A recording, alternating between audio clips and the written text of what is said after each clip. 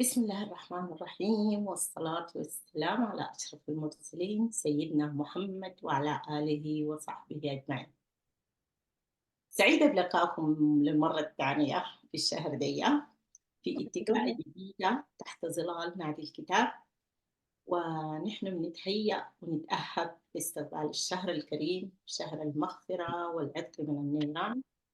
فيا رب بلغنا رمضان وأعنا على صيامه وقيامه، وإن شاء الله يا رب يدعاد عليكم كلكم وعلى أسركم بالخير والعافية والبركة، ويدعاد على السودان بالسلام والأمن والأمان. نحن بنلتقي اليوم والعالم بيحتفل بعيد المرأة العالمي، فتحية للمرأة في كل مكان وهي تحتفل بعيدها. كل عام وسيدات العالم أقوى وأكثر عطاء ونجاحا وفخرا بإنجازاتهم. كل الحب والاحترام لسيدات بلادي، فأنت أسمى من كل الألقاب وأرقى من كل الصفات. لكن بالتأكيد في الحلق غصة. عذرا حواء السودان، حضر عيدك وأنت بين النزوح والقتل والنهب والجوع والاغتصاب، ولكن دعواتنا لا تنقطع للمولى عز وجل يدعاد عليكم وانتم ملكات في بيوتكم، لا مخورات ولا مظلومات ولا نازحات ولا مغتصبات. أمنيات بنثر الفرح والمحبة في كل القلوب، وكل عام وأنت الأجمل والأروع يا سيدتي.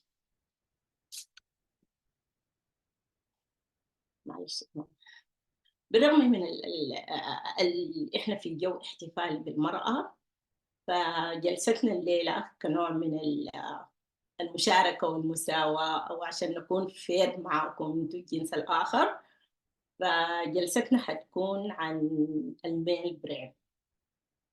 وإن شاء الله بعد الجلسة دي حنقدر نعرف ونتعلم ونطلع بكل التيبس اللي حتساعدنا إنه نعرف كيف or how the male brain works. وبالتأكيد يعني المحصلة حنقدر نفهم ونتعامل ونترجم لروحنا كل الميل behaviors والأكشن والرياكشنز بتاعتنا. سعيدة جدا جدا إنه تكون جلستنا الليلة أو البريزنتر لجلستنا الليلة الابنة العزيزة الغالية جدا روان عبدالباقي. روان يعني بجد ابنة عزيزة جدا، وكمان معزتها زايدة عشان هي من نفس الكتيبة حقتي، وبالتأكيد هي حتكون من حملة الراية من بعدنا في طب الأسنان. فسعيدين جدا جدا بوجودك معنا يا روان الليلة. روان دارسة طب أسنان في جورجيا وخلصت، وهسه في مانشستر بتعمل في اللايسنس حقتها. فأمنيتنا لها بالتوفيق وبالنجاح في كل مشوارها، وسعيدين جدا بوجودك يا روان. فمتشوقين نسمع منك، كتاب صعب، فخلينا نسمع منك يا روان. أهلا، السلام عليكم يا جماعة. شكرا خالتو، والله that's a really good introduction. So أنا اسمي روان عبدالباقي like خالتو just said, and أنا درست أسنان, and happy Women's Day also خالتوها, and anyone else that's watching that's a woman. So and I read the book in like two months maybe, and like a lot of the information I had to like reread again. But it's such an interesting book. Like it's also written by a woman, and her name is Rowan Brizinde, and she's a neuroscientist from Harvard. So she's like an expert on like neural studies, and she did like so many studies about the male brain. And she set up like the first clinical studies about the male brain. So she's like an expert like on the topic, and it was like one of the most interesting books I ever read, and helps like women to like understand like the male brain, and also help the men understand their own brain. So I made a PowerPoint so I can like highlight all the important stuff about like the book, so I don't leave out anything that's important. Obviously, I only have like 20 minutes, but I wanted to like highlight the most important parts of the book.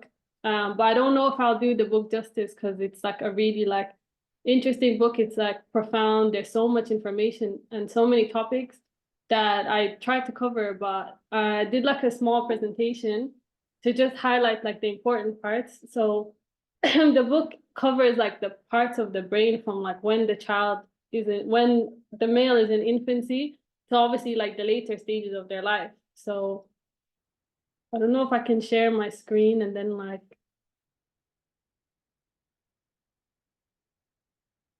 Yeah, so this is the PowerPoint I made. I don't know the introduction about the book. So the book is written by author Rowan. She's a neuroscientist. She's also a Yale and Harvard graduate, and she's an expert on neurology. And she sort of explains in her book how our brain is essentially shaped by our neurochemicals. And she also is the author of The Female Brain. So she made research about how the brain functions and explains the make of the male brain from early infancy throughout childhood, and how testosterone shapes the male brain and allows us to understand how males deal with subjects such as anger, aggression, and winning. And personally, something I found really interesting in the book is how our biology and nature still influences and like how our thinking today and how our ancestors survived back in the day is very much ingrained in our genetic makeup now. So the author's note, she said that, in my opinion, I believe that learning about the male brain can help men and women feel more compassionate and have appreciation for one another. So she's the founder of the first clinic in the country to study the gender differences in the brain behavior and hormones, and turns her attention to the male brain, showing how through every phase of their life, the male reality is fundamentally different from the female one. So exploring the latest breakthroughs in male physiology and neurology with her trademark accessibility and candor, she reveals that the male brain is a lean, mean, problem-solving machine. And faced with personal problems, a male will use his analytical brain structures, not his emotional ones, to find the solution. It also thrives under competition, instinctively plays rough, and is obsessed with rank and hierarchy. And in her book, she helps to debunk the stereotypes through the breakthrough scientific research. So to understand the male brain, we have to understand the three main hormones that help to shape the male brain throughout their different stages of manhood. So testosterone is Zeus, is the king of the male hormones. He's dominant, aggressive, and all-powerful. He's focused on feverishly build all that is male, including the compulsion to outrank the males in pecking order. He drives the masculine sweat glands to produce the smell of manhood, which is androstenedione. And vasopressin, which is the white knight, is the vasopressin hormone, is the hormone of gallantry, monogamy, aggressively protecting his turf, mate, and children. Along with testosterone, he runs the male brain circuits and enhances masculinity. We also have Mullerian inhibiting substance, Hercules. He's strong, fearless, and also known as the defeminizer. So he strings away all that is feminine and suppresses the male circuits from female type behaviors and destroys the male reproductive organs and helps build the male reproductive organs and brain circuits. So in early stage of the male development, we can see that the blueprint or the critical development of the male brain is shaped by their genetics and their hormones. So testosterone turns on genes in the boy brain that triggers them to track and chase moving objects from early. Also, infant boys tend to stare and track moving objects more than their counterpart female subjects. So we can see that in if you see like little kids in the playground, little boys tend to be more proactive and run around more than like children that are female. And during the developmental stage, Mullerian inhibiting hormones suppressed, joined with testosterone, help to defeminize the boy brain. So from the early ages of 5, little boys tend to stop playing with like Barbies and they start to play with like tractors and more like gender specific toys. So they're also, you can see at this age that their peers start to condemn all the female type behavior. So the biggest insult for a little boy is being called girly. And they applaud all male behavior, such as like winning a fight when they tussle and play. And this is how little boys start to have like ranking order, which is more important later on in their life. So in early infancy, so what makes a boy? And we're going to talk about some fun facts about the early male brain. So you don't have to study the male brain to know that little boys are all about action. They love like action figures and their GI Joes. So little boys tend to push boundaries and are less intimidated by their parents' looks, unlike little girls, which tend to be heeded by their parents' warnings. And stereotypical boy behavior that scientists believe was a result of socialization was actually biologically wired. So boys' bodies relate dopamine when they are play fighting and get a brain high from showing their strength. I'm going to read a part from page 17 that I thought was really interesting. It's about like the development of the little boy brain. So page 17, the author talks about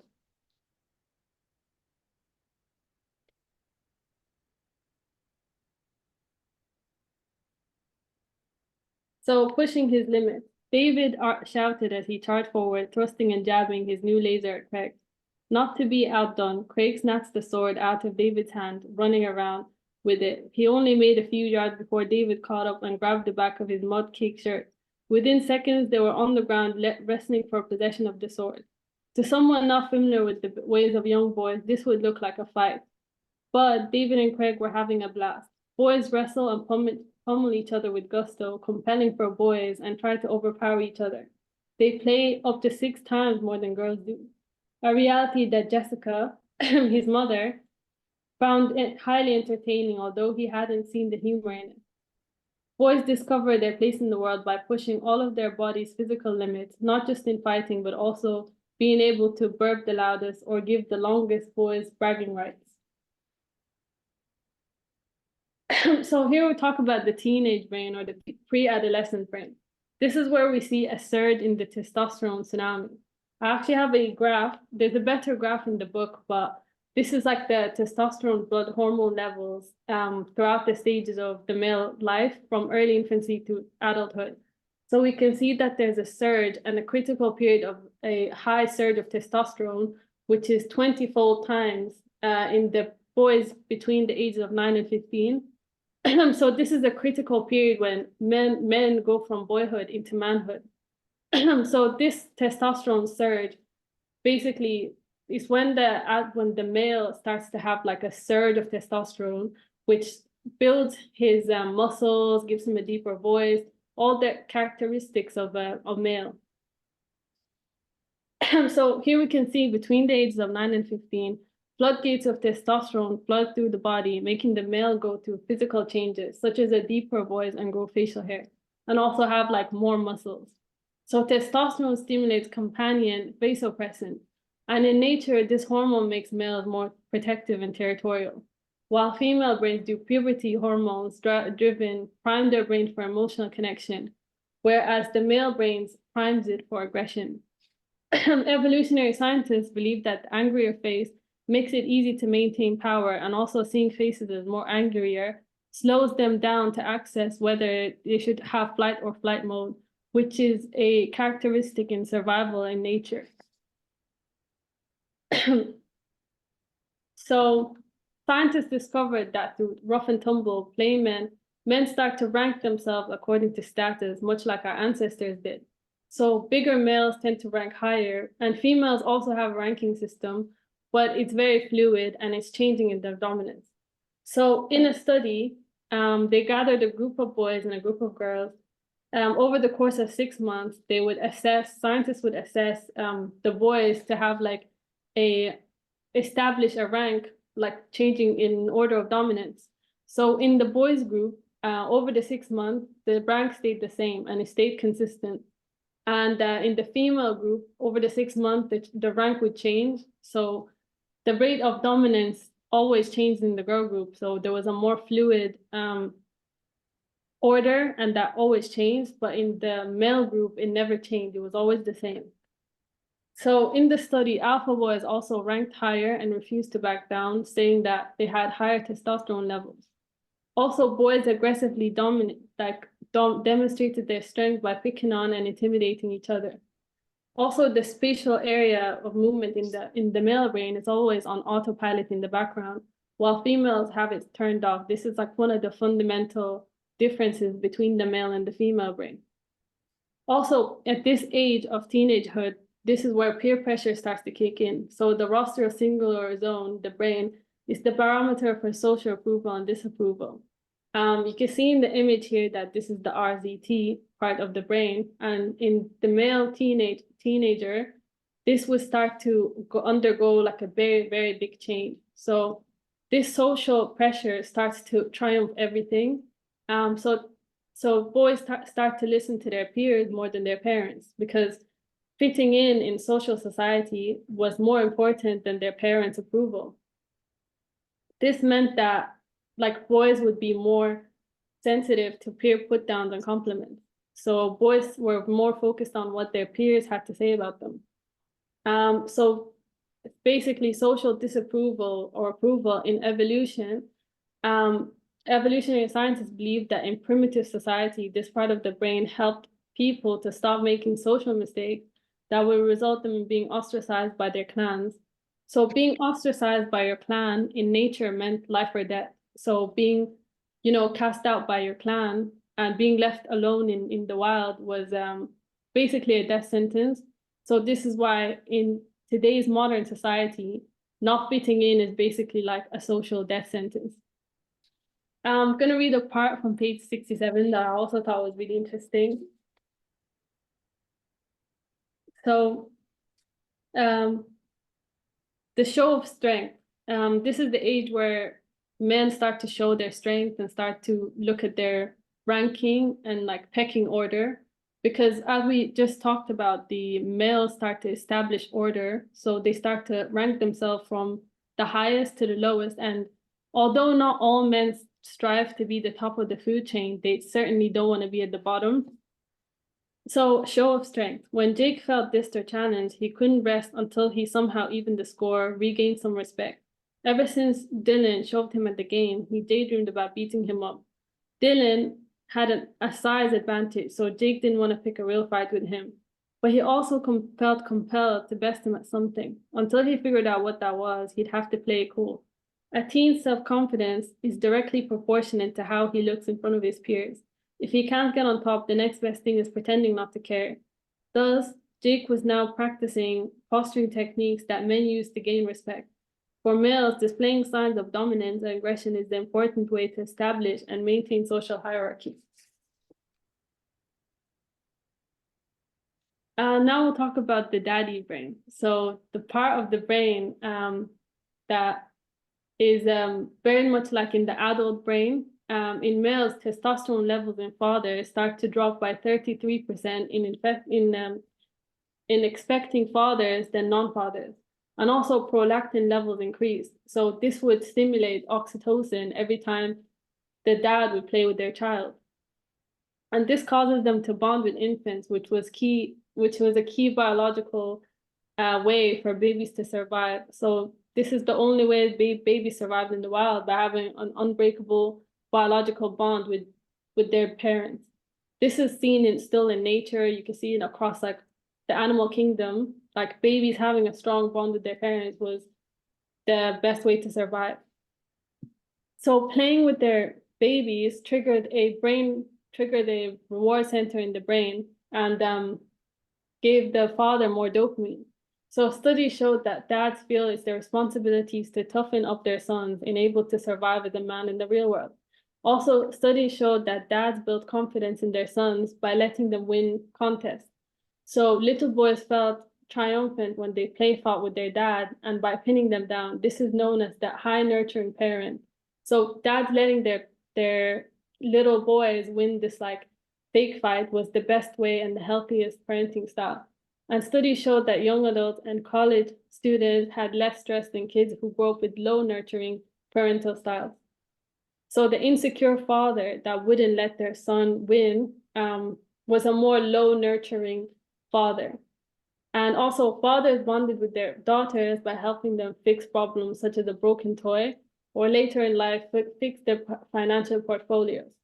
So male parents are also more strict and more aggressive in handling their offspring across the animal kingdom. And studies showed that this parenting style of the high macho, high testosterone man is far better than the laid back father. So emotional lives of men. We already know that men process emotion a lot differently than women. So the main stark difference is that in the male, men tend to want to fix and soothe their emotion a lot quicker than women. So men tend to look for a very fix it fast, like fix the problem faster than women. So men have a more cognitive way of thinking, of using their emotions rather than like analyzing their emotions. They tend to just want to fix the problem. So the temporal parietal system is where the brain analyzes and fixes the area of the brain, which helps the male be more cognitive. As a result, making them distinguish their own emotions from others, which makes them less emotional judgment and more problem solving. This in turn strengthens their ability to cognitively think and find an analytical solution. So basically, in conclusion, men tend to think with their head rather than their heart, which was the opposite way around for women. Women tend to be more emotional in making decisions. So while men felt angrier the same number of minutes as women, men are 20 times more likely to act physically on their anger than women. So bluffing or hiding their face is like very much in nature how men mask their fear and evolutionarily protected men from predators. So to understand why men have this behavior in terms of emotion, scientists say that bluffing, anger, and posturing and fighting are all characteristics that protected males specifically from their own species. So men tend to fight, when men tend to fight each other, they tend to have a more, like, what's it called, like a poker face, so that they don't show their real emotions. They start to mask their real emotions. You can see this in boxing. So men will have like a stark face so that they don't show fear. And in humans, the one-man upship is found worldwide across all cultures and is a design of the male human brain. And in the mature male brain, hormonally, the mature male brain is actually a lot like the mature female brain. So studies show that mature men start to produce less hormone and less vasopressin. So if we go back to the graph, we can see that with this is not the best graph, but there's a better one in the book. And it shows that there's a very big decline of testosterone towards the end of their life. And you can see that in females and males, it's almost the same level of testosterone being created by both genders. So in studies show mature men produce less testosterone and vasopressin and become more responsive to oxytocin, which is basically the bonding hormone, and increases their ability to sympathize and emphasizes their way of like basically bonding. So John's mature brain was turning him into a kinder and gentle man. I'm going to read from page 136, an important part that I found about the mature male brain. So John's changing hormones were ushering him into a kinder and gentle man. He still lost his temper when he got stuck behind Sunday drivers, but overall he was a little more patient and more tolerant. His mature male brain was beginning to see the world more as it had when he was a boy, before the hormonal changes at puberty stimulated his circuits for anger and defense. And now he has less testosterone. His oxytocin was having a bigger calming effect on his brain. This makes men a little less territorial, and they no longer feel compelled to fight so hard in their pecking order. At this age, men even begin to risk showing more emotions without being concerned about losing face. And they also find themselves becoming more physically affectionate. So the mature male brain starts to be a lot more like the female mature brain. So they start to be more emotionally intelligent. So Mother Nature purposely wired our brains to avoid loneliness. So the older man starts to have a more active RCZ when their relatives were around. This is to avoid being lonely, because being lonely in nature is basically a death sentence. Also, men stay fertile for life. So men's fertility doesn't change throughout their lifespan. So this is why our species, scientists say, was very successful in lasting for such a long time. Also, andropause is basically the male equivalent of menopause. So men start to produce less testosterone, giving them lower levels of like lower mental health levels. So studies showed that giving these men testosterone improved their physical and mental health, and also their mood and cognitive ability. So much like our ancestors, the grandfather brain, the grandfather today still pass on stuff to their to their offspring, much like the grandfathers back then. So evolutionarily, the grandfather was able to produce and procure less than he consumed. So in modern society, this would be like the equivalent of the grandfather passing on wisdom, wealth, and assets. Like this is when we inherit stuff from the grandfather. So they're still very important in like in the hierarchy. So the future of the male brain. So the modern man, looking at how far mankind has come with all our machines and stuff, you'd be surprised at our genetic makeup, and it's still very much similar to early human evolution. And it's still very much characteristic of the modern man. So this is still our blueprint, and it still hasn't changed over time. It's just a more modern way of how the males back then faced problems is still the same way about how the modern man faces problems. So while boys are interested in different things than females, such as action, assertiveness, rough play, are all biologically wired, which is the stereotype of the stoic, unemotional male, is contraindicated by research and shows that males yearn for love attachment just as much as females do. And as infant men start to show more emotion than girls, as soon as social pressures, child rearing practices, men tend to suppress their feelings and man up, which is a result of training, but it's also a result of biology. The male's response to emotions involve a fix-it-fast solution to alleviate stress. So this is the end of the presentation.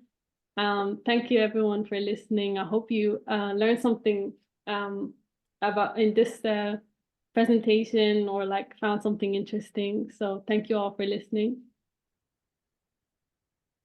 Thank you very much, Rowan. Thanks a lot. Yani, lots of information we are getting from this presentation. Kind of complicated information, but it's really very useful. Just I have a question for you, Rowan. What inspired you to read about the male brain? I mean, what's the factor that led you to go and read about this? And have you read the first one, the female brain, and then you want to compare, or just you went straight forward for the male brain? Well, actually, well, the reason, that's a very good question, Khalti. Thanks for asking that. I actually read the female brain as well. And then the reason why I read the male brain is because I wanted to see like the differences between the male brain and the female brain. Because in my head, like I remember there was like a book called Men Are From Mars and Women Are From Venus. And I always thought, and there's also this book by Steve Harvey was really good. It's called Act Like a Man and Think Like a Lady. No, Act Like a Lady, Think Like a Man. And I thought it was a really good book. But the reason why I read this book is basically because I wanted to see like the differences between the male and the female brain. Because in my head, I didn't think there'd be like that many differences. I was like, surely we're all humans. Like there wouldn't be that many differences. But I was surprised to learn that the female brain is completely structured differently than the female brain.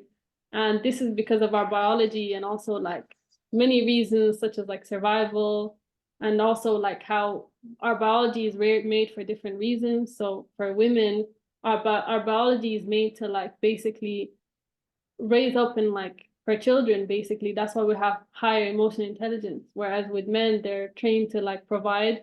And in nature, it's like the very much like the hunter-gatherer, you know, fighting predators, and like in the wild, like the aggression, the testosterone, everything about it. So that made me understand the stark differences between the male and the female brain. I haven't read the other book, The Female Brain, but just I was wondering while I was reading, because I can see the comparison in the book, in the male brain, between the female and male. So just I said to myself, what did she write? What did she write in that book, in the female? Because I think it's going to be similar to this book. What do you think? Because I mean, she kept comparing and mentioning the difference between the two brains in the male brain. So I think she did the same in the female brain, right? Or not? Because I haven't read that one. Yeah, that's actually a very interesting question, Khati. She's actually mentioned in the male brain when just the stark differences, but in the female brain, you'd have to read both of them in order to really see like the difference. So in the male brain is not much of a comparison. It's more just like this is the male brain. So she just talks about purely the male brain and less about comparisons with the female brain. So she tends to compare less. And in the female brain, she also doesn't really compare that much to the female brain. You could see like a few, like even in like my presentation, like I tried to include as much as I can the when she said like the differences between the male and the female brain. But the female brain is very much focused on like learning all about the female brain and all the hormones that are integral part of the female brain. And then in the male brain, she'll talk about the three hormones that are very characteristic in building the blueprint of the male brain. So there is a bit of a comparison there, but I think the reader would have to read both books separately so that they can like see the differences themselves. But she does have a few comparisons in both books. Thank you very much, Ron. Another question, Ron. What is the most surprising finding you uncovered by reading this book? Actually, thing you learned. Actually, the thing that I learned the most is that even though like the modern man has like come so far, we've got machines and we've got technology and we've got like this like different society than we did back then. Our biology and everything that we thought the same was still the exact same as our ancestors, but it's just like a more modern way. So that's like the most surprising find is like basically our hardware is like very much like the iPhone 1, but like our like the updates was like basically how like society is. So we're still the same hardwire, same technology. It's very much like how someone uses like a Nokia phone in today's society is like that's how humans are. Like we're still very, very not very modern in terms of like our biology. So that's like one thing I discovered, that we still think very much like our ancestors did, just in a more modern way. Thank you very much, Rowan. Just the last question. Muhammad, your brother, he's very interested in neuroscience. I had the feeling that you are too interested in neuroscience. Are you? I would say, yeah, like it is a very interesting subject. I am very interested in neuroscience. I love to learn more about how like our, hormones influence how we think and how our hormones influence our brain. And like, I was surprised to know that like everything that is male, like, all the male characteristics all really go back to like the hormones. And it's the same way with women. All the characteristics that make women all go back to their hormones. So yeah, I would say I'm quite interested in neuroscience. It's probably like my favorite part of anatomy was like neuroanatomy. Oh yeah. Oh. Okay, thank you very much. شكرا جزيلا روان، شكرا لك، يعني معلومات قيمة جدا جدا. شكرا لك، شكرا لوجودك. I will بفتح الفلور للأسئلة والدiscussion.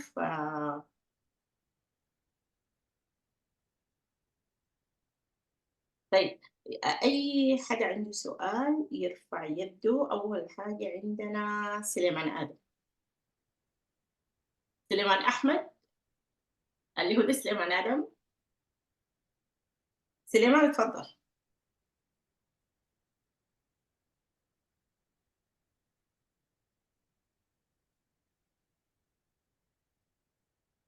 سليمان.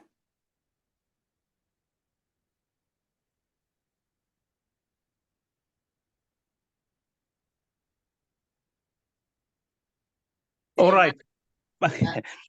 شكرا لك استاذه نهى، شكرا لك كثير. وشكرا لك بنتنا روان. أنا عمك سليمان آدم. شكرا لك كثير على على هذه this is an absolutely good and يعني أقدر أقول عليها شنو it is an outstanding presentation بنتنا. شكرا لك وشكرا لك على وجودك معنا هنا وفخورين بك والله. we are very proud of you وشكرا لك كثير. My question is very simple, that all the presentation is about science. Is that right? Yeah. And yeah, so how do you find this in relation, this presentation, this science to real life? Is it applied, you think? Because science may or may not be applied to real life. So how do you find it? From what you learned from this presentation, from reading this book, from reading the other book about the female brain, how much do you think is applied to real life? I mean, how about your Muhammad, your brother Muhammad, Mus'ab, your dad, your mom around you, your friends, your teachers in the university, how is it applied, do you think? And thank you very much. شكرا لك على هذه البرزنتيشن الرائعة. شكرا لك. معلش روان. روان أنا هاخد أكثر من سؤال وبعدين أديكي chance. ولا ده حابة تجاوبي واحد واحد؟ I think أحسن نجاوب واحد واحد so I don't get confused. Yeah, go ahead. But thank you so much, Ammu. Like thanks so much for your compliments. Wallahi, it's nice to hear that. And I think your question is really, really good. I think yeah, the book is very scientific, but you also like include some like real life examples and like how I can relate to this in real life, because I've got like a little brother who's going through like teenagehood. And he also went through childhood. I have like I grew up with boys, so I have like real life examples of the book, so I can very much relate this book to like real life. And I have like what's it called, like basically examples of males throughout all stages. So I've got the mature male brain, which is my dad, and then I've got the teenage boy brain, which is my little brother, and then I've got all the other like examples of like the male brain. So I can say that this book is like very, very much like the same as real life. Like it very much exemplifies like how like the male brain thinks throughout all stages of life. I can definitely see some of the characteristics of the mature male brain in my dad. I can see like the teenage part of the brain and also the childhood part of the brain in my little brother. So I can say that this book is quite accurate. It's probably like one of the most accurate books, because as I was reading it, I was like, oh my God, this is literally how my brother thinks, or like, this is how my dad thinks. So I can see like so many similarities between real life and the book. So and she's also got a lot of comparisons in her own life. So she talks about how her husband is very much like fix it fast, like guy, and like how he doesn't really process his emotions the same way she does. So I can see like a lot of similarities in the book. And like the male characteristics of the male brain, I can see that in real life as well. So it is quite an accurate book. It's more scientific, but it's also very accurate. So yeah, I hope that answered your question, Suleiman. Thank you very much. Thank you. It did. Thank you very much, روان. شكرا لك روان، شكرا جزيلا. عبدالباقي تفضل. السلام عليكم. أنا ما عندي سؤال، لكن الحقيقة just to say Sahar Suleiman will present the female brain on the 20th of April. And by the way, to mention to Suleiman, should thank him himself. This is Sahar and Rawan and other groups. We have a group in South Dublin community. I would think this is the result of what you have done, Suleiman. Suleiman and other colleagues, we divide these girls and boys into subgroups, and we start to teach them how to present, how to get topics and stuff. So what I could see, Suleiman, we are very proud of what you have done before. That's all I can say. Thank you so much. إيمان أحمد تفضل. إيمان. السلام عليكم. السلام عليكم. أهلا Thank you روان so much. يا ريت تعرفين I think okay so أنا إيمان أحمد محمود. أنا في الكوهورت في الفصل الدفعة بتاعت your father دكتور عبدالباقي يا روان. And I just attended this book club for a couple of times really, and I wanted to attend this one specifically for several reasons. But let's get to the question right away, okay? So thanks, Rowan. This is actually a very nice gift for a weekend of the Women's Day. So I was wondering, and this question can be to you or to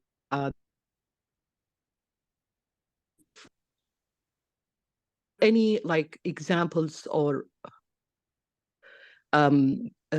history of manipulating nature of the male brain through social norm or political correctness or societal norm or beliefs that happened in history, and did it lead to disastrous effect or to desirable?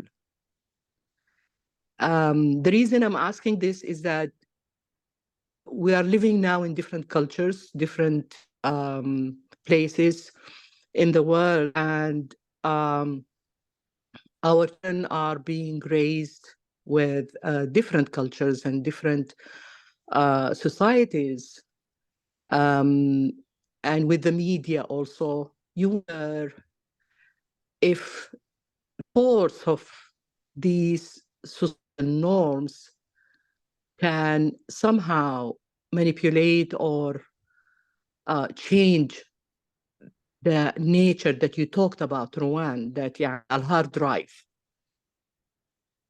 And if there are any examples that you think of. And that's my question. Thank you, Iman. Thank you, Iman. That's a very good question. And I can say that like basically you said that, you know, us growing up in a different society, would that influence like our upbringing?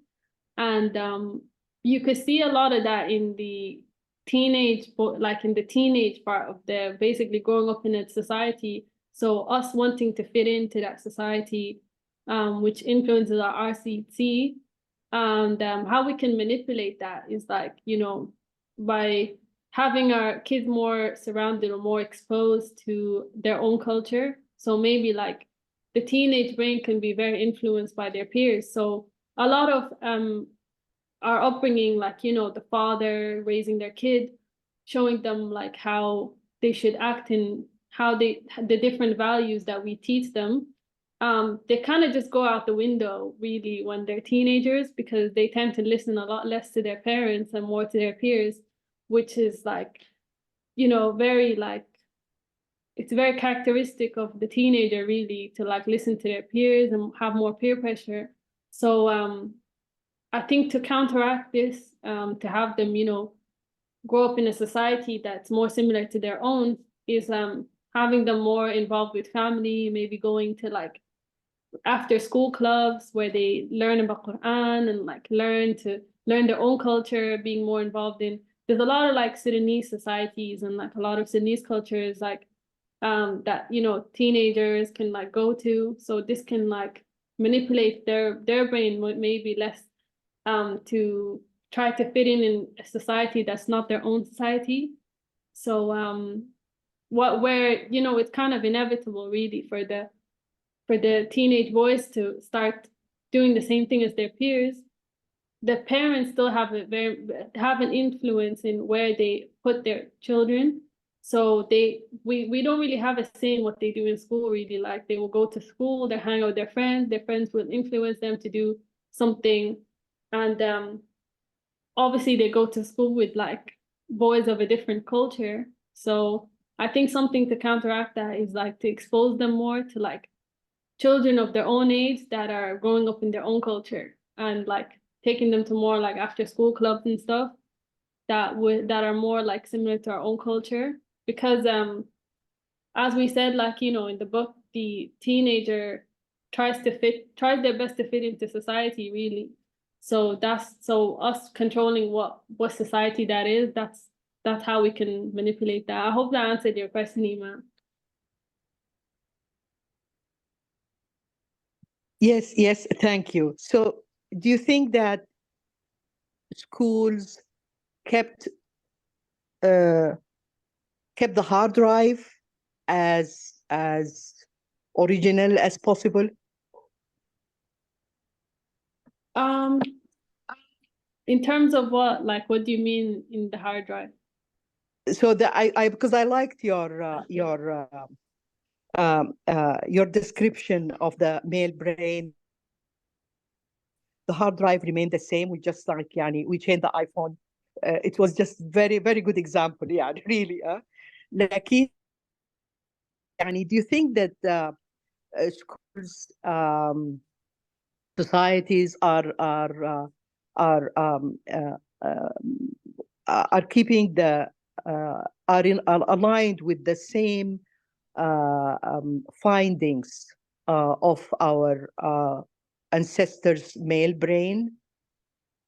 ما في أي تغيير. There is no changes. Have you read the book Men Don't Cry? Actually, in the movie? No.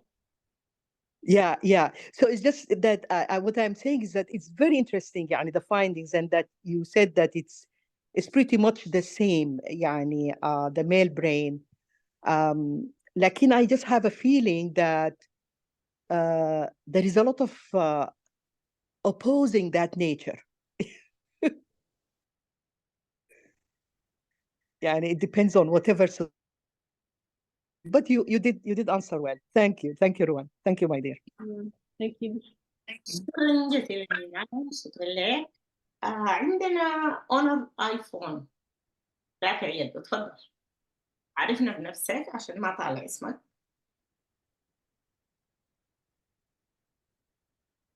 ايفون. عبد الجبار. اهلين مرحبا عبد الجبار، تفضل. عبد الجبار. Thank you, Roman, for your excellent presentation of the book. I don't know whether this is a question or just an intervention on something that we need to think about, all of us, not only Rowan. To what extent is it scientific and historical to speak about a male brain or a female brain over the centuries and the ages? Is it that constant? Talking about the human brain generally, it's not just, it cannot be limited to hormone and the physiological part of it. Because my understanding, when we talk about the female brain or the male brain, we talk about human consciousness mainly. So this brings the neuroscience to the intersections of neuroscience and general science with sociology and social science. What are the social implications on neuroscience? Talking about the male brain, I think it's ahistorical, means unhistorical, and it can hardly be justify scientifically. Let me give one example. What happened to the male brain when human society was dominated by women? As we know, and this is a scientific fact, human societies have changed from women-dominated societies to female-dominated societies to male-dominated societies, maternal societies to patriarchal societies. The predominance of men happened, and it was a huge social and historical change in the history of human society. Even in Sudan, when we read a book like Kitab al-Tabaqat, Tabaqat al-Dayf Allah, which is mainly about religious men, we had one of the very interesting things in that aspects in that book is it documents the maternal aspect of the maternal feature of our society. بيتكلم عن علماء وشيوخ طرق والدمريوم والدامنة حتى even in our current Sudanese culture في مختلف أنحاء السودان still boys and girls are more correlated to their mothers. أولاد فلانة، أولاد ست البنات، بنت حليمة إلى الآخر. So what happened to the male brain if it was that static? If it was that static, what happened? How was it functioning when human societies were dominated by women? This is a question. Also, at another social formation, we know that one day they were serfs, أرقاء وعبيد, and they were masters.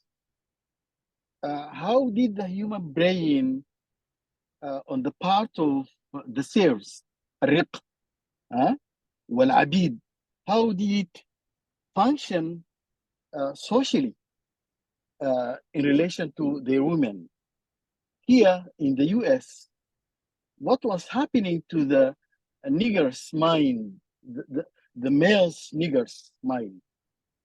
I'm using the word because that the history, I'm sorry, I don't mean anything bad about it, but we know that they were Negroes, they were slaves in the US. What happened? How did it function? How did the male brain function in relation to women brain at these historical periods of time? So it is a complicated issue, and we need to rethink talking about a female brain ahistorically or a male brain historically, because it's not just about neuroscience. That's what I want to say. شكرا جزيلا. شكرا لك. تفضلي يا روان. Well, that's such an interesting observation. Like that's I mean, it's a very good question to like say, really, like in society where, you know, as you just said, like we didn't always live in a society that was patriarchal. We also lived. We actually, interesting enough, we actually used to live in a society that was where male and female were equal counterparts, which is a lot less than it is today. Really, I think you can see that like in modern society, it's very much the patriarchy rules. And it's really across like all cultures. It's not just like the Sudanese culture, it's across like a lot of cultures. And as much as we like to think that we're very equal today, it's, if you look at societies back then. Like a good example is actually ancient Egypt. The woman was very much an equal counterpart. Like the pharaohs and stuff, like the female pharaohs used to rule just as much as like the male pharaohs used to rule. And also in like the kingdom, like in like in like Britain, I think the king ruled and the female ruled. So there was a lot less misogyny back then. But it's difficult to say really how the male brain functioned in these societies. I think we'd have to do like a completely separate study, maybe go back in time and analyze the male brain then, because we don't, like the technologies that we have nowadays to study and do research about the male brain, I don't think we had these technologies back then in history. But I do think, yeah, like the male brain is a lot more complicated than just the neuroscience behind it. There's also social factors, there's biological factors, there's societal, like, you know, factors that influence how the male brain functions. And I think it would be, you know, it wouldn't be very like scientific or justified really to only think about the one aspect of the brain, like to say that the male brain is completely just influenced by the neurochemicals. It's still influenced by society. It's influenced by like how our parents taught us, like all our values and stuff are laid down.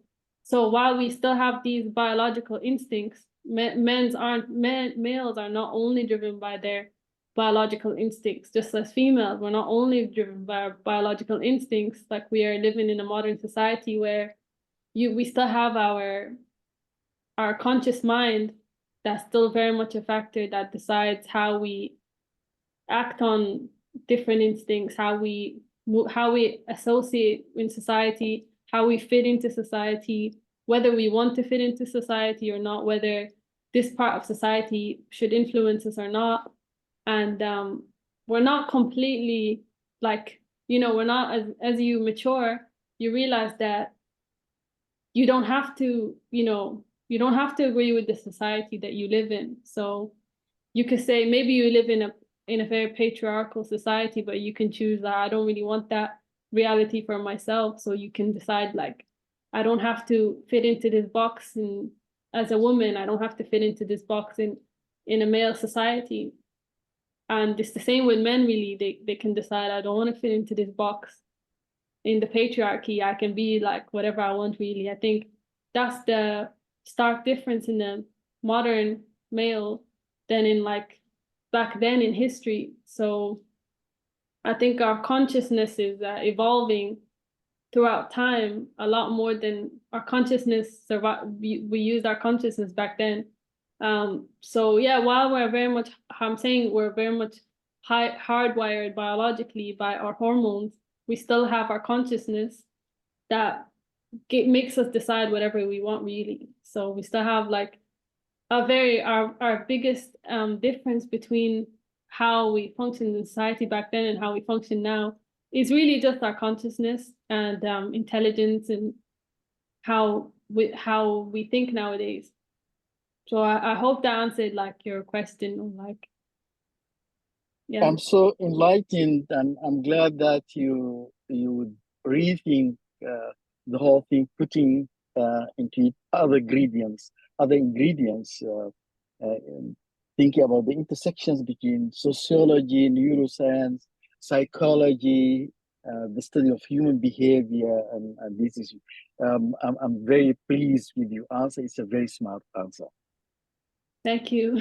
I'm also like, I really like your idea of like how, you know, you said that how we functioned and how males functioned in the society back then. Like, I wish we had the research and like the studies to show like how the male brain, maybe like dissect the male brain back then. But that's a very interesting like observation that you just said. So thanks for that. Thank you so much.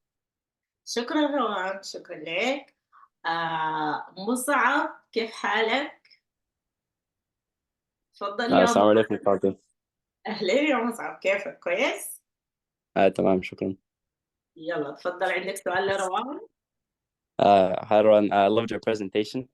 My question is just, in our modern society today, obviously we have a lot more co-ed schools with boys and girls mixed. So I was wondering, do you think that in a co-ed school compared to like an all boys or all girls school, that the parts of the main aspects of the male brain are intensified, or do you think that they're more kind of mixed with parts of the female brain? Like, for example, do you think that maybe males arguing over females, like female attention and such, would like bring out or bring out the competitiveness of males, or do you think that it leads to like more homogenous thoughts?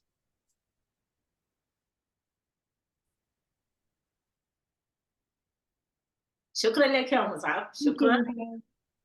تفضل يا روان. That's a very good question that you just asked, Musab. And as we talked about the teenage brain, the teenage brain of the woman, of the females, while they're going through hormones and such. It's very much a very big difference between how men go throughout from boyhood to manhood, as to their counterparts, females go from childhood to womanhood. So, like you just said, is there, while the teenager is starting to establish their rank in society, so they will start to fight over maybe I have the best clothes, or they start to develop more of an ego, so they decide like their ranking order. So being in I would imagine being in a mixed school, there would be a difference in how males would start to relate to women than being in a school that was completely just boy-centered. So I think while maybe the males will start to fight over, what their best shoes were and stuff like that, whether this person is the best at football, I would imagine that in a mixed school, they would also start to fight over females. It's interesting that you asked that, because in the book, obviously I did a very brief summary, but in the book, she actually talks about her own teenage son and how he was starting to, how, in teenagehood, boys start to notice girls more, whereas in boyhood, boys were like very much less interested in hanging out with girls or like playing with girls and stuff. So in teenagehood, boys start to notice girls more. So I think there's an interesting study that showed that in universities, boys that went to a school that was completely like boys only didn't really know how to relate to women. They didn't know how to talk to women. It was almost like they were scared of girls. Whereas when they went to a school that was mixed, it made them more like, it's normal. This is just my female counterpart. So I think being exposed to females from early and growing up with them made them more likely to, relate to them more and like understand women more. So I hope that answered your question. Yeah, it was a very good answer. Thank you. شكرا مصعب، شكرا روان. بروفيسور عبد الفتاح تفضل. والله أنا فاسينيتد جدا جدا بالبرزنتيشن بتاعتي يا روان أو يا دكتور روان، وبعدين your passion النيورو ساينس والديسكفريز والأشياء والريليشن شيب بتاعت كل الحاجات زيادة على النيورو ساينس ذات كان انفلونس البيهيفير والأشياء دي. وأنا I must يعني congratulate your teacher who taught you neuroanatomy، لأنه أنت you presented this book مش just the book but you have background information, you have passion for neuroscience. وبعدين أنا I would like to thank واحد من الحضور who actually asked you a very challenging question which is not in the book. He wants your own thoughts. And I think I congratulate you for handling questions not outside the book, related, but you cannot find the answer from what you read in the book. So you provided your own insights about things, going back to history, doing this, doing that, and whatever it is. So your passion, it shows very much you are very much interested in this area. And also, I would like to congratulate you for your presentation and for selection of the photographs that you use. Just to give you an example, and I think it is fantastic. As an example, when you put the future of the brain, you put Steve Jobs and with one of his stuff, futuristic thinking about tomorrow. Beautiful. So the presentation is excellent, and I would like also to congratulate Dr. Suleiman or Dr. Abdulbaqi about actually not helping, but providing you with the opportunity to present, because we tell our students, or they remind them that there are three things that you need when you go to the real world. One of them is the technical skills. The second is communication skills, and the third is networking. So the communication skills is wonderful. I wanted to take you to the book, and I must admit that I read the first 100 pages, and بعدين عملتها يعني I looked at everything وعملت spotting يعني about certain areas such as the grandfather brain وكذا.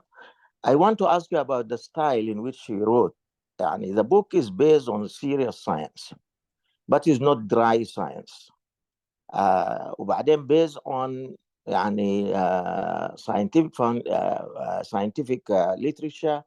What has been done has her own research and cases actually she handled and her own life. مثلا as one of her expression when she talked about early in life, that the brain is marinated. She used the word marinated in testosterone. So tell me about, how did you find the style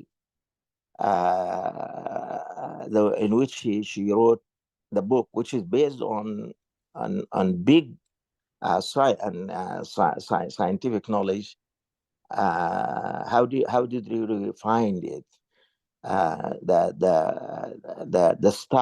style of the book, and also, do you think that it answered some of the questions that you are thinking about? And as you read the book, you might think about certain questions. So the question is that, did it answer, or did it lead you to go and explore things other than what is written in the book? شكرا جزيلا وآسف للإطالة. شكرا لك بروف، شكرا جزيلا. تفضل روان.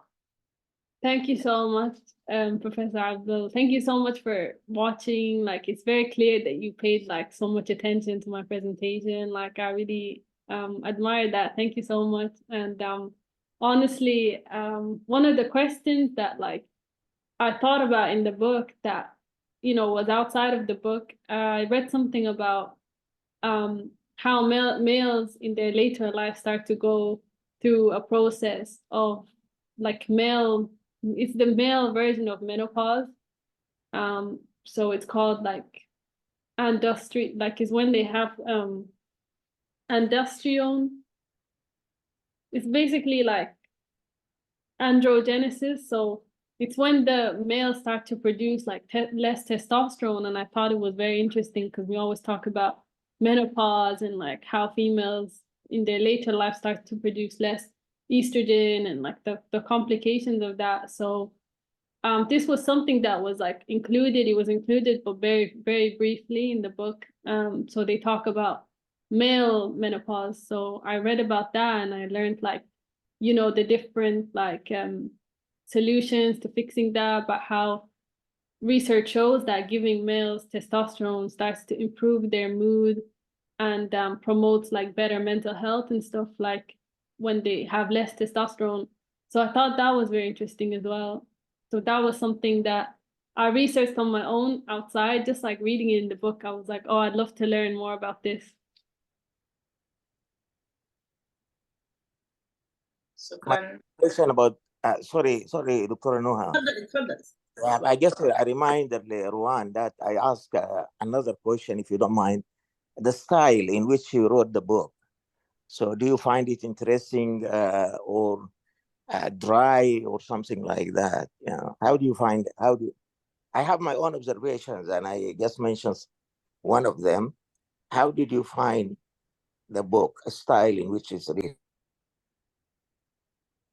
I think it was a very informative book, and it was very like it was a bit complicated, but I think I love the way she like debunks everything in her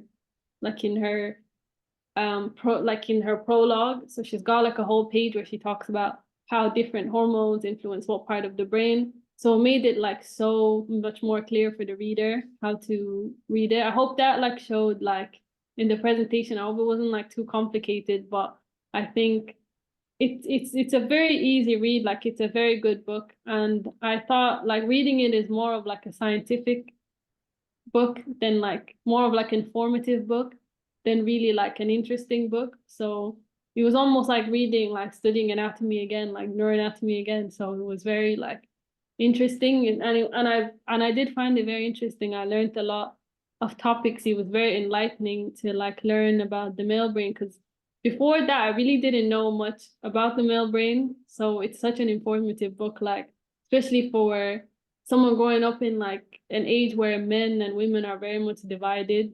Nowadays than ever, it's nice to read the book to understand each other. And I think the author said that she wrote this book so that men and women can have more compassion for each other, because understanding each other is key for compassion. So I hope that answered your question. You did. Thank you very much. شكرا لك يا برو، شكرا جزيلا. دكتور هاني اتفضل.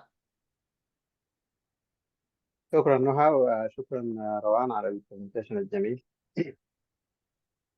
عندي بس نقطتين دار أعلق عليهم، اللي هم واحدة الحتة حاليا نحن طبعا عايشين في عصر فيه مشاكل كبيرة جدا بتاع الجندر وجندر ايدنتيتي والكلام في التلفزيون كل يوم وفي الأخبار وفي غيره.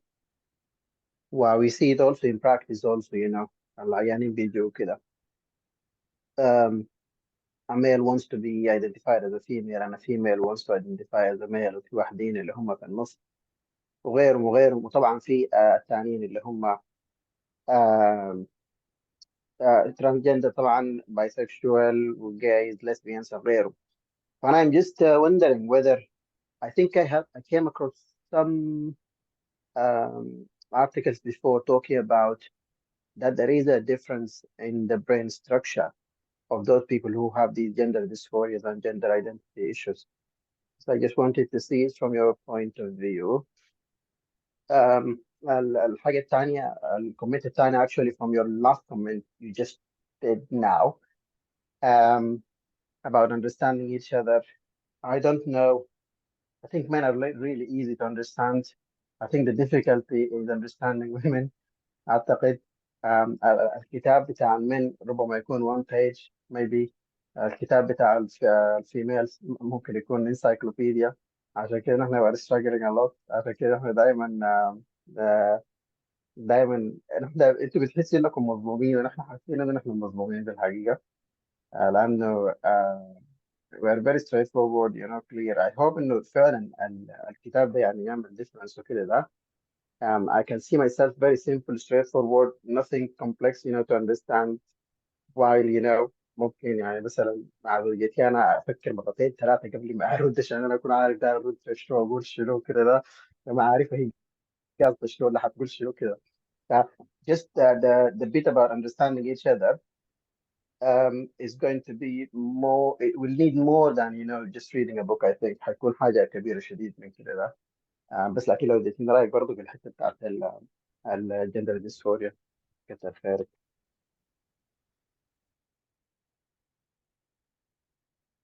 Thank you so much for your question. Wallahi, that is actually very funny that you said that, because I used to tell my little brother, I would say like, oh, I'm reading a book about your brain and it's only 2 pages long, because you say like males are not as complicated as women.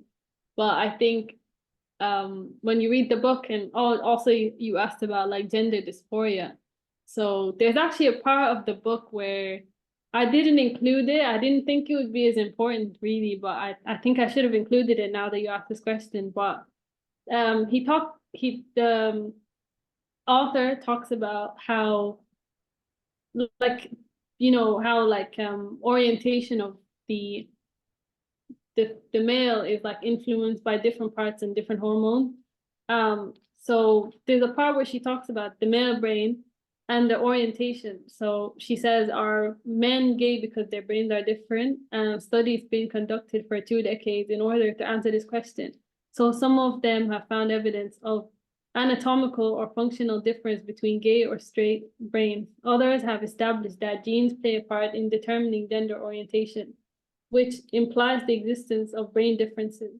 So one of the early studies found that the part of the hypothalamus called the suprachiasmatic nucleus, or the SSV, end part of the brain, actually is twice as large in gay males as straight males.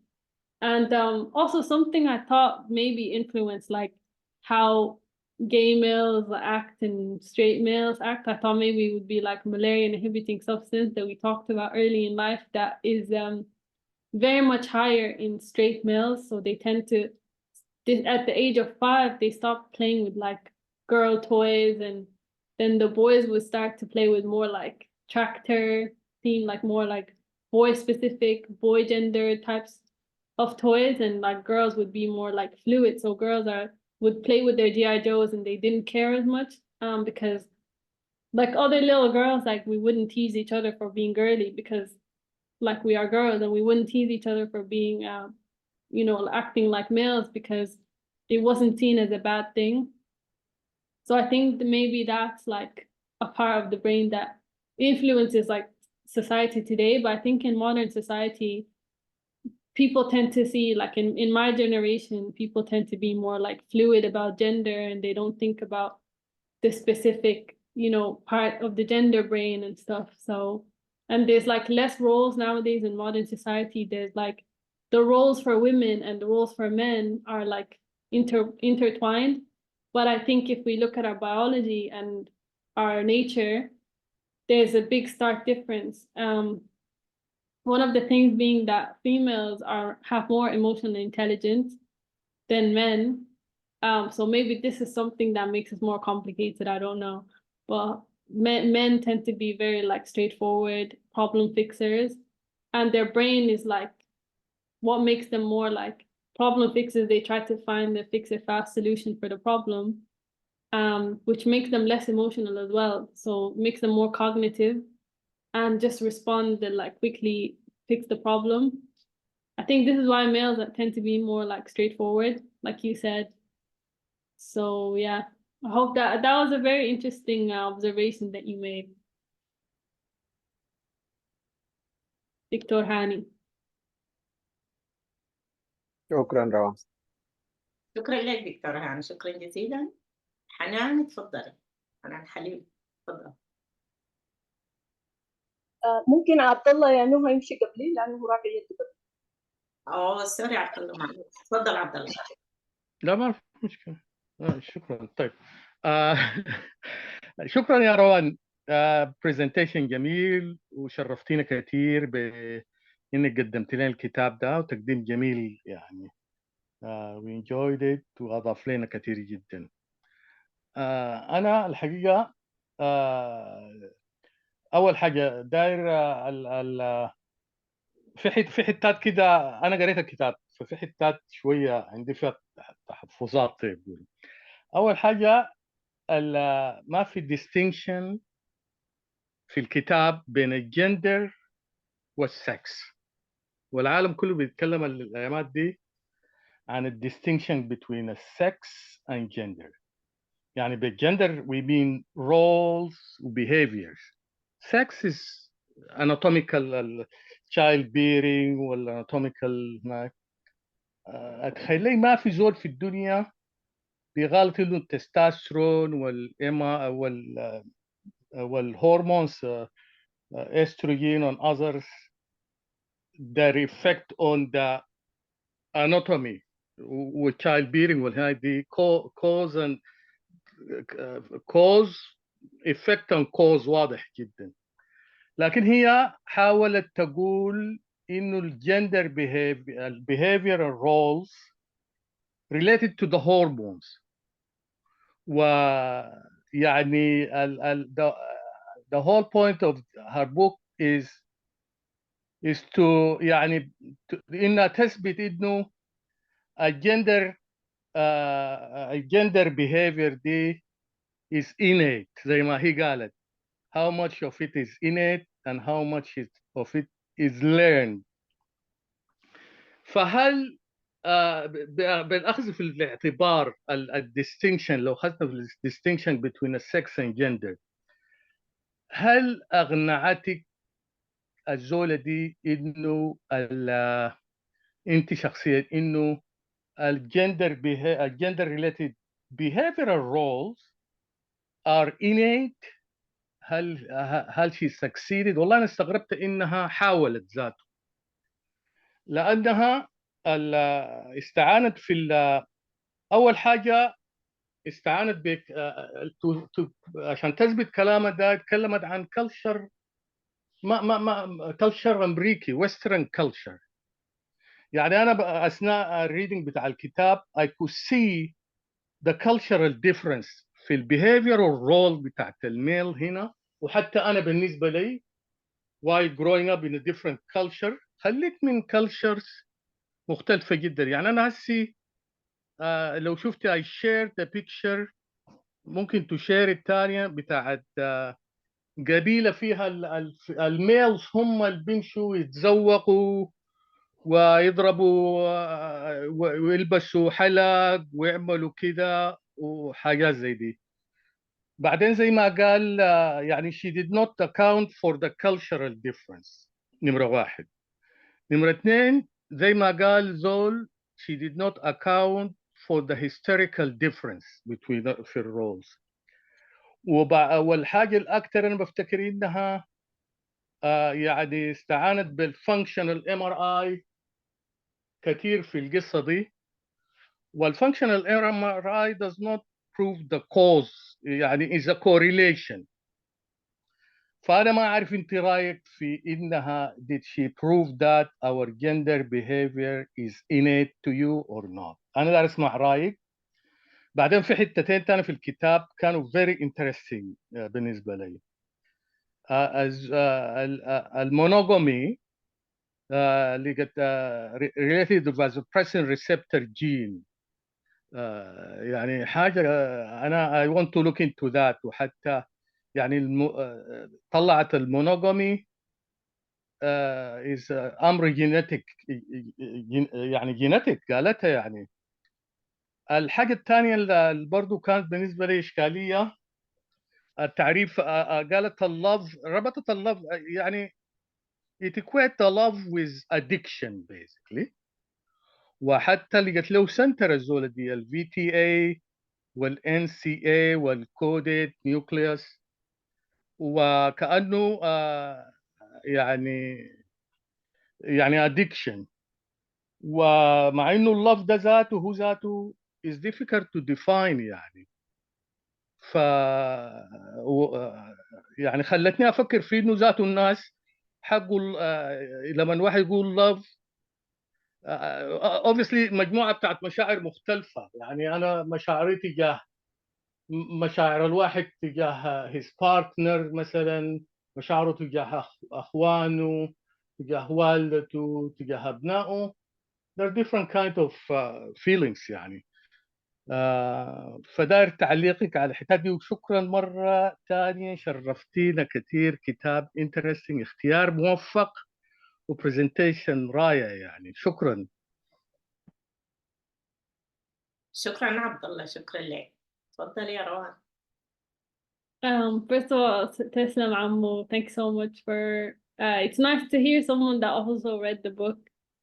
It's so nice to hear your like opinion about the book and like your own like point of view about the book, because like you said, you know, like is it only an innate part that causes the males and females to act Is it only innate? Is it only hormones?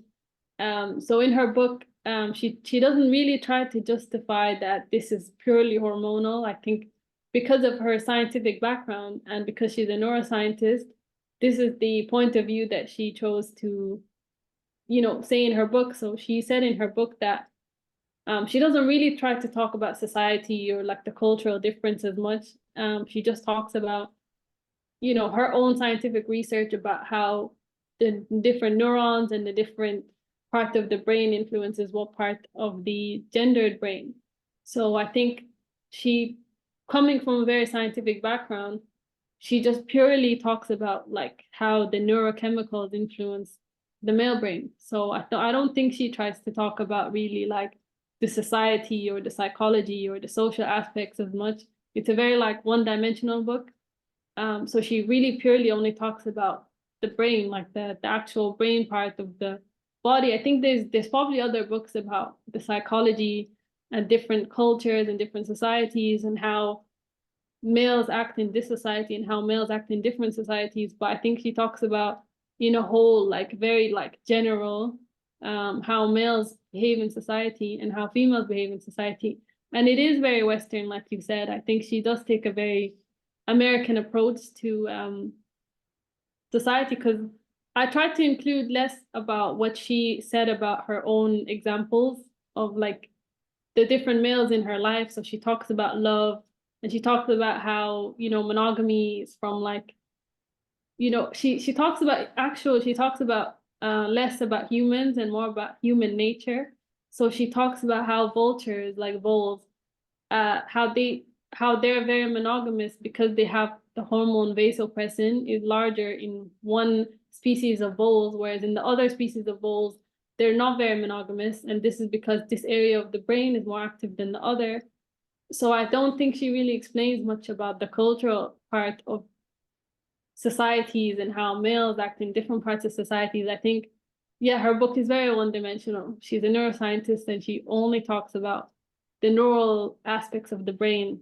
So I think that's where you would read it and then you think, oh, this is a very one-dimensional book. But I think she emphasized in the beginning of the book that she talks only purely about how different hormones influence the brain. So she doesn't say that this is purely this is purely because of hormones or this is purely innate. I think she just says that this is my background, this is my knowledge, this is my research.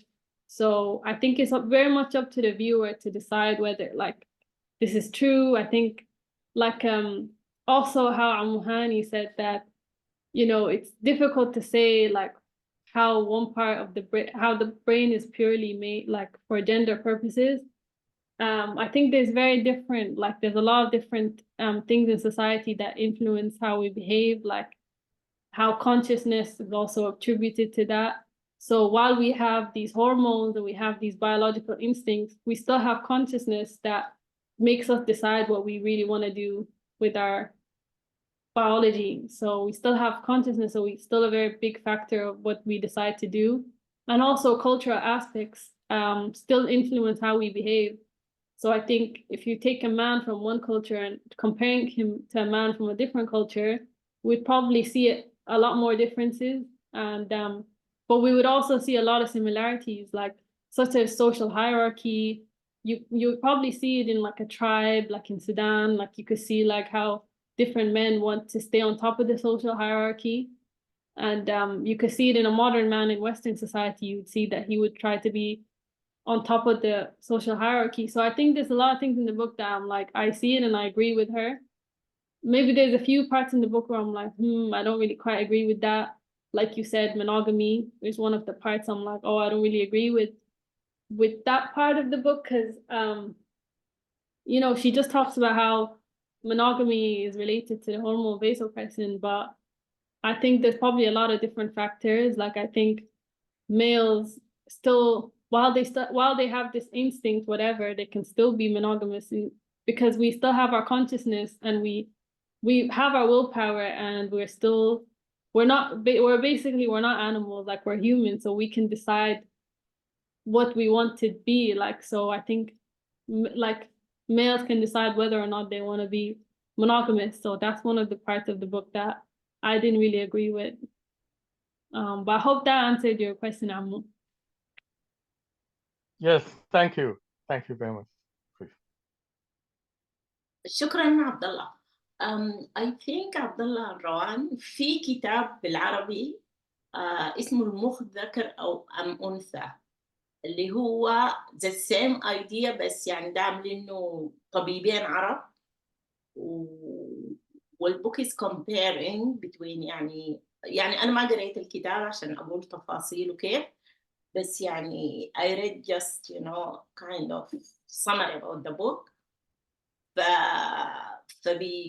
يمكن بديك الكالتشر يعني I'm not sure، بس الديفرنس في الكالتشرز most probably حيكون من كالتشر عربي، لأنه هو الدكتورين دكاترة عرب، دكتور واحد أفتكر اسمه عمر الشريف، فكاتبين الكتاب ده وبرضو جايبين فيه والcomparison between الميل والفيميل برين، الأثر بتاع الهرمونز على الفيميل والميل والenvironmental والcultural things وكله. فmost probably يعني لو في حد في الموجودين أو في واحد يتبرع يقرأ الكتاب ده ويقدمه، فI think بيطلع أكتر من جانب آخر، لأنه يعني دي يعني هي أخذت الكالتشر الأمريكي، فلو جاء واحد ميدل إيسترن، الكتاب هو ميدل إيسترن، فبيديك الكالتشر من الميدل إيست ولا الفاريشنز ممكن تكون في الأوتكم بتاعه يعني. فإذا في متبرع طبعا. أوكي، ناخد حنان، تفضلي حنان. يا نهى، السلام عليكم. أهلين فنان، كيفك؟ شكرا يا روان، ابنتنا الذكية النجيبة. الحقيقة أنا يعني معجبة جدا بتقديمك وبإجاباتك الذكية جدا. يعني very intelligent answer روان. الحقيقة ما عندي حاجة أضيفها، يعني عبد الله ذكر حاجات كثيرة وأنت برضو يا روان جاوبت على أسئلة كثيرة، لكن في conclusions الزول طلع بها من الكتاب ومن الحوار ده، إنه human experiences and their adaptation can male or female creates a brain uniqueness. The brain is unique. الحاجة الثانية إنه ما ممكن human beings to be identified by their reproductive organs or hormones. زي ما قالت ابنتنا روان في الconsciousness. الحاجة الثانية لو في طريقة في الثقافة بتاعتنا إنه الفيمينين part في الميل to be encouraged, maybe our life will be better.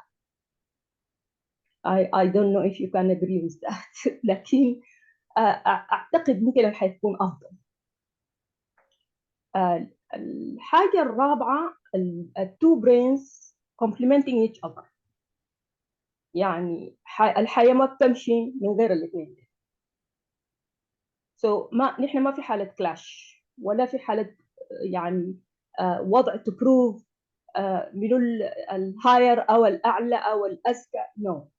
الكونكشنز بتاعتهم كلهم بتهيئوا لأهداف الناس لو وظفوها للشيء السليم، الناس بتعيش happy life.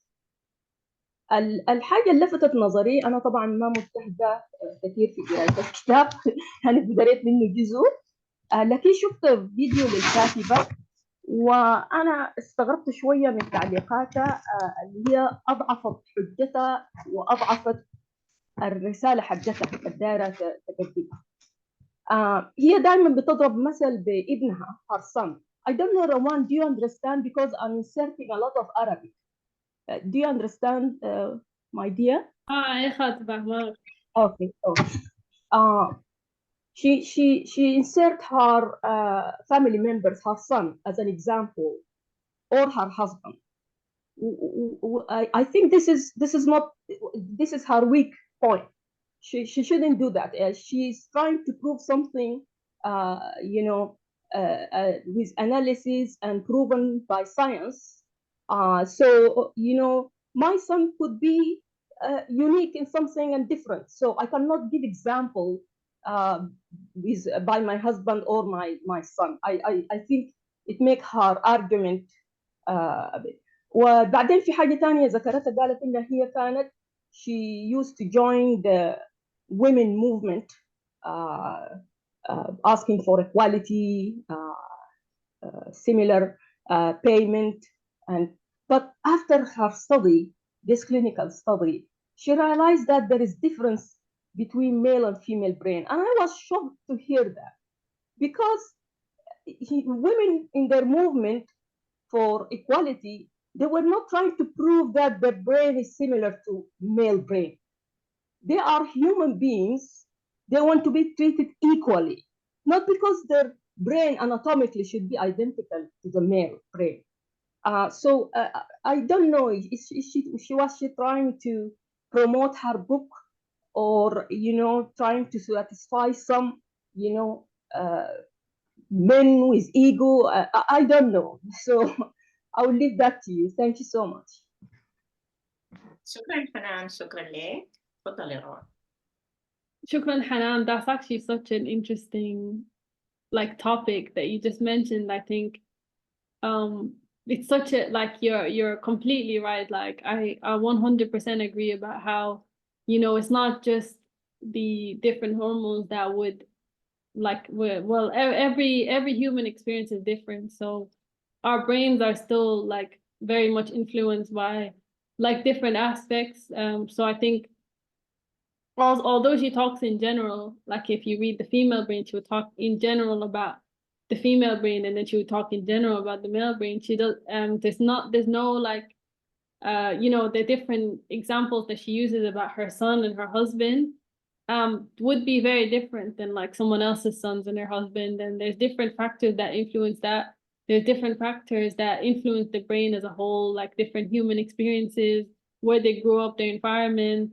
I think there's a lot of factors that they're not included. I think upbringing, trauma, there's a lot of different things that influence the brain that is not included in the book, obviously. So I think to understand the different human, we have to understand their different you know, their life and how their life played out, because no two humans are the same, really. I think everyone's got their own experiences in life.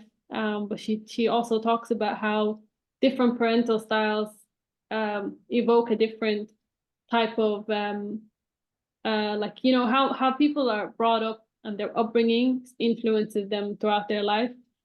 And I think, you know, her, you know, saying her own examples, her husband, it's not very scientific, really. She talks about the scientific part of the neurology of the male mind, but she also starts to talk about her son and her husband and stuff like that. So how her son grew up wouldn't be how a different person's son grew up. So I wouldn't say that it's the best example, to be honest. So I agree with what you're saying. And I think her saying that us trying to prove that the male and the female brain is significant in us you know, talking about the patriarchy, Hani just said that we're living in a very male dominant patriarchal society. And it doesn't really help if we say that the females and the males are the same, because we're not, biologically, we're not the same. Our brains are not the same. We're very much different, but that doesn't mean that we don't need to be equal in society. And it doesn't really do justice, really, to say that because we have different biologies or different hormones, that we shouldn't be equal to each other. I think if anything, we should be more equal to each other. We should try to understand each other more, to promote you know, us interacting more with each other, to understand each other more. And I think it'd be very important for the males to understand the female mind just as much as males understand the female mind, so that we can actually learn to cooperate. And also, as Abdel said, that us understanding each other is really important. If anything, we shouldn't be opposed to each other. So I hope that answered your question. Thank you, Rowan. You did. شكرا حنان، شكرا روان. حنان سليمان اتفضلي.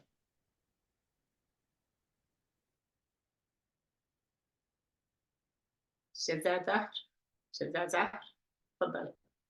Okay, just let me unmute. Thank you all of you for a beautiful presentation.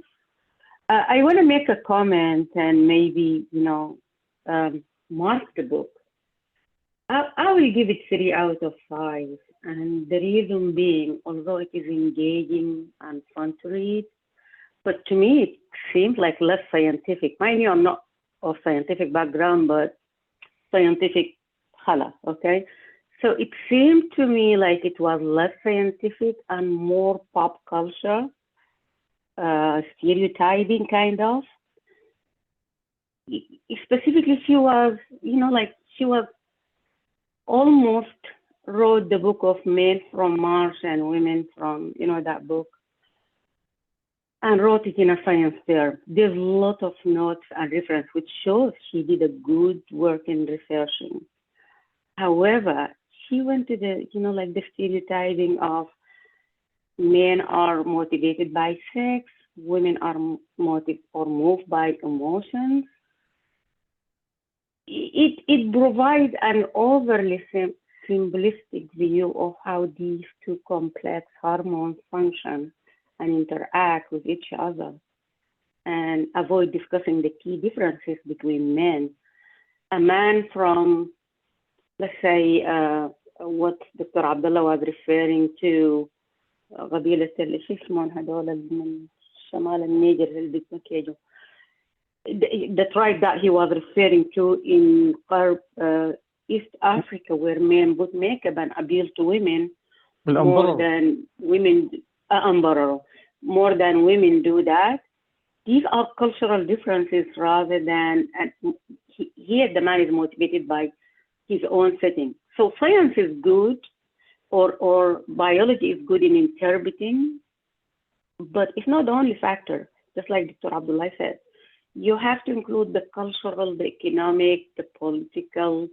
All those are needed. I just think she went with the stereotyping of making the assumptions. I know men that cry, I do. And I know women that's very stern and to the point. So where that come from? Do they don't have hormones? No, absolutely not a fair assumption. I think the generalization and assuming that it is one size that applies to all doesn't say anything. There is also part of the book that really sound good work she did. Like the way she described the phases of the men. I mean, there is some way to what she wrote, but I would have hoped for more things from somebody coming from Harvard, having all the money to research and the facilities and all that good stuff. But thank you again for a beautiful presentation, and thank you for being so eloquent and elegant, and we appreciate your body. Thank you. شكرا جزيلا حنان، شكرا لك. تفضل يا روان. Shukran, Shiza. That's actually such a interesting topic that you just mentioned. I just wanted to ask you, what part of the book, did you say oh, I completely disagree with this part? What part of the book that you read did were you just oh, I don't agree with this at all? Was it just the part where she, emphasized, doesn't really go into detail about the differences between the male brain, or is it the fact that she it's a very one-dimensional book? I agree, it's a very one-dimensional book, and she doesn't really highlight the economic or the political or the social aspects of each human. And you said that females are females that are very straightforward, and then males that are more emotional. So I think, is it just the stereotype of males and women that you didn't agree with in the book? I think she started with science, and it's a general overview, not a specific chapter. So she started with science, very good science. You could, to some extent you get bored talking about me not having science background. It's she did her work, she did her research. I think it's about 25 years she was researching that subject for when I look at her bio. But she ended up going back to the street, generalization. Oh, men just go for sex. I don't think that applies to all, anytime, any place, that. Is the generalization, the leaning to the stereotype that was, let me took 2 points from her and give a 3, stick there in the middle, acknowledging it is a good book, it's worth reading, but give me good science. Don't go and say, oh, people just go towards that because they're motivated by sex. I think hormones are more complicated than that. That's my assumption. Thank you again. Honestly, yeah, I agree. I completely agree with what you're saying. She really did the research. Like, she did 25 years of research. I wish the book was like longer, or like, emphasized it kind of just very basic, very like, this is the part of the brain that emphasizes this part. This is the part of the brain, like she says, in the amygdala. And then she talks about how the lizards, like in the animal kingdom, how males in the animal kingdom act. And she tries to compare like primates, which are like,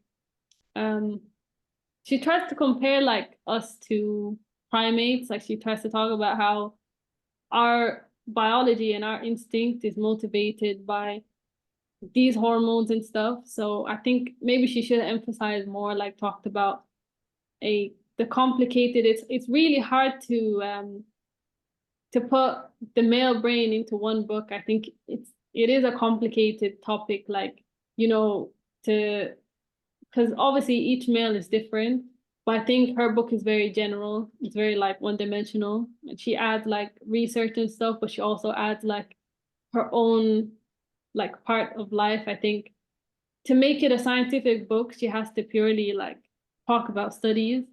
I think using like real life examples of her son and her, she tries to make it more interesting by adding like how her husband acts, and like she talks about how her son acts.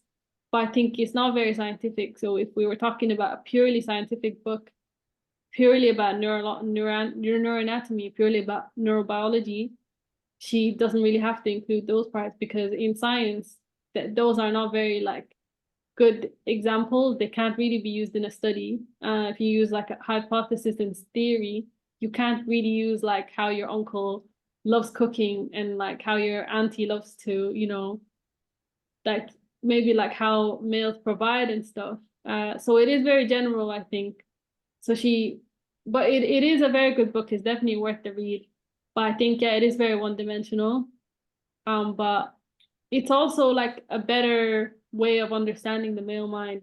But we have to keep in mind that it's a very complicated thing to put in one book. So I think maybe if she had like different editions, edition 1, 2, 3, she can talk about how the male brain is influenced by like their society and stuff like that.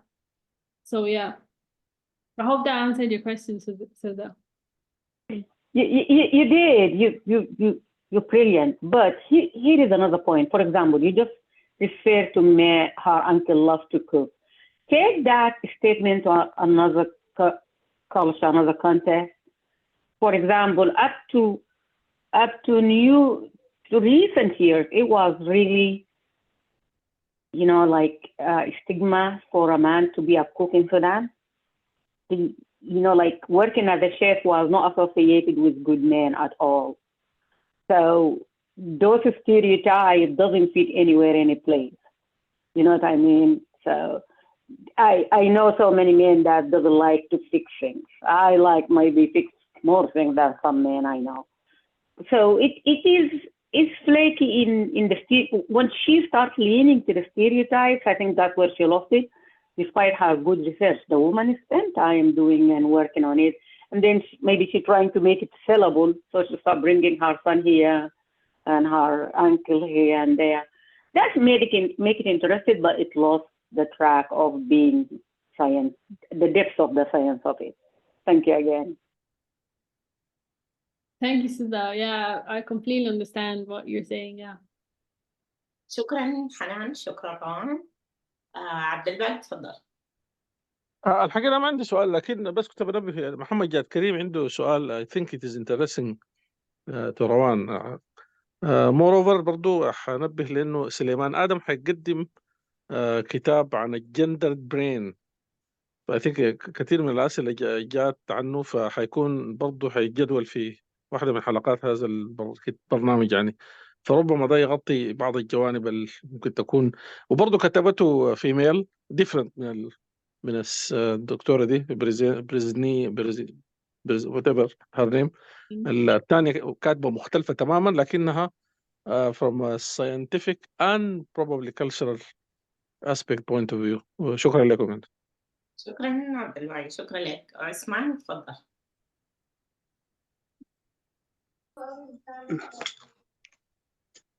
شكرا لكم. أنا ما عندي شيء كثير أشارك به. Just I want to show my great respect for the book and the presentation. Just I want to mention something. Whatever said about cultural, religious, or any environmental effects, rather than the hormones, whether these are female or male hormones, they will be at the end of the day shaped by what is called neuroplasticity modulation. The neural cell is not rigid. Culture, environment, physiology, and all these things usually affect the cell in such a way that it will shape the cell at the end of the day. The author mentioned in the first or in the fourth chapter, I think, she mentioned about plasticity, and I think neuroplasticity and neuromodulation is a science which is a theory which can explain much of what happens after the effect of hormones. So just I want to throw light about this concept, which is neuromodulation and neuroplasticity. Just to say that the neural cell is not rigid, and it can at any time change itself. At any time, they can aggregate, neurons can change size also, and this change can be subjected to, or can be caused by culture, religion, physiology, whatever effect which the individual can be subjected to. And thank you very much. شكرا لك عثمان، شكرا جزيلا. تفضل يا روان. شكرا يا طارق. شكرا عم طارق. That is a very interesting part of the book that you said, and yeah, like the male brain can change in like neuroplasticity is actually also like a big characteristic of the male brain. But I think if you look at the male brain consistently throughout childhood, I think she talks about a very one-dimensional way, like you said. I think Khalid Hanan said that you know, it's a very Western, like, you know, example. She uses very Western example. I think she's talking about her own life. So obviously she's talking from a Western point of view, but it's also from the author's point of view. She also uses her research, but she's also using her own point of view. So while it fails to talk about different cultures, we have to understand that like this is her own culture. So maybe if we read a book, the same book, when done the same research by someone of a different culture, she would probably talk about the characteristics of that culture. So in that way, that does make it a lot more biased sort of thing, like it makes it more like bias. So I think we could say that, yeah, maybe she failed to include other cultures or to signify like, you know, the economic or like the political or like all those things. But at the same time, she's talking purely from like her own point of view, and she's using her own examples because those are the ones that she knows. So yeah, I hope that answered your question, Tariq. شكرا روان. طيب عندنا طارق ونصر الدين، وعندنا سؤال في الشات لإياد كريم، هخليك تسأله بنفسك. وهيفاء كانت رافعة يبدأ ونزلتها، هديها فرصة، وافتكر كده بنكون هلكنا روان، فبنختم بعد المجموعة دي. لو ممكن يا روان، is that okay? Yeah, of course. Yeah. Okay. السلام عليكم. مرحبا هيفاء. أهلين يا هيفاء. سامعني؟ سامعني. معلش يا جماعة سامعني، أنا برا وبسمع الموبايل وأنا برا البيت. سامعني؟ سامعني. تفضل. فأنا أقدر أقول أنا طبعا بكل أسف حضرت الاجتماع متأخر، كان الوقت صلاة عندنا الوقت ده، ففاتت علي المحاضرة، بس حضرت الجزء الأخير. بس أنا عايز أقول حاجة واحدة بس، يعني أنا المحاضرة جميلة جدا جدا وعجبتني خالص. But we need to just go away from the fact that women's brain controlled by their hormones. And I think that's the way for men to condescend women and not respect their decision. Because I think people's brain are factors. One of them could be the hormones, and others could be the experience in life, the education, the background. So there's a lot of factors that play a role in a woman's brain. But anyway, المحاضرة كانت about the male brain. بس جدا جدا جدا تقديم كان حلو، جزء حضرته، نقاش جميل، وواضح انه يعني قريت الموضوع بطريقه عميقه يعني صراحه. سوري اذا يعني استعملت العربي، انا بحب اتكلم عربي اكثر. هيفاء معلش تعرفي لنا نفسي؟ انا اسمي هيفاء كمال الدين الطيب. انا شغاله طبيبه في بريطانيا، وانا الان ما في بريطانيا. بس المهم بس بستمتع جدا بالنقاشات في الجروب ده، وبحب احضرها بصوره يعني ريجولر قدر ما الله يسهل لنا. بس دي نبذه بسيطه عني. شكرا لك هيفاء. انا I think ابوك كمال الدين الطيب كارديولوجيست. لا حقيقه صح كلام. احنا كنا جيرانكم في السعوديه. but anyway شكرا لك يا هيفاء. فرصه سعيده والله العظيم. الله يعافيك ويسلمك يا رب. الله يسلمك. فرصة سعيدة يعني، شرفتينا كثير. شكرا لك. روان حاجة تقولها لهيفاء؟ Thank you so much, Haifa. Thanks for listening to the presentation. Like, عادي, I understand your Arabic.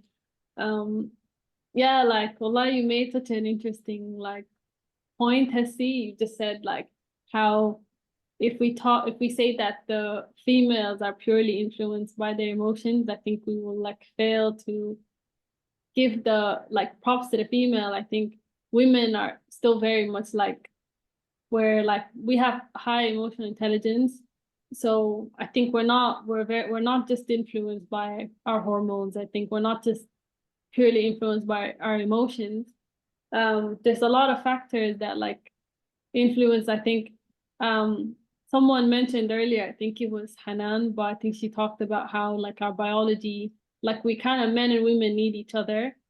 So while there's a lot of differences, I think these differences kind of like work together. So while women lack something, men gain something else. I think obviously we can't deny that men have more physical strength than females. That's something like we could say that, oh yeah, but like maybe some women are bigger than men, so like we can argue that. But I think as a whole, you know, we can say that women tend to be like weaker than men physically, but emotionally we're a lot more intelligent. That's something that is very universal. I think doesn't have to do with like cultural or like anything like that. So that in that way, I think also during like our early adulthood, so the women brain starts to develop faster than the male brain. So there's a part which is the prefrontal cortex starts to grow bigger, and they start to close quicker in females than in males. So this is where we have the like the you know the advantage. So we become a lot more emotionally intelligent, we mature faster than men do.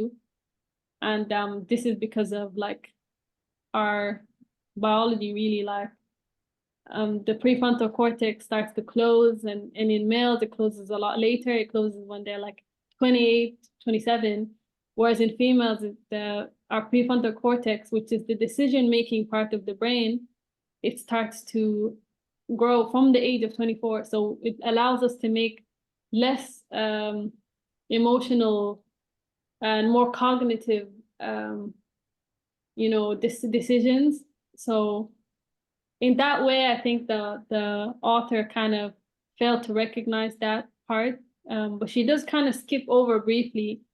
I don't know if Abdullah Hamd al-Khair, I don't know if you read that part, because she does say that women are more emotionally intelligent and blah, blah, but she doesn't mention that we mature a lot faster than men do, and that we also, our prefrontal cortex, which is the decision-making part of the brain, develops a lot faster than men. So our decisions are not only guided by our emotions. I think from the age of 24 onwards, we're not just like emotional beings, really. We can make like informed decisions.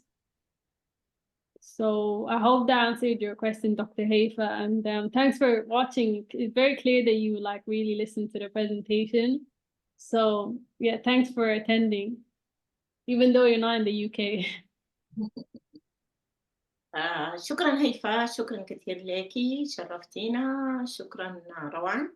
طارق تفضل، طارق عبد الحفيظ. Thank you very much, Noha.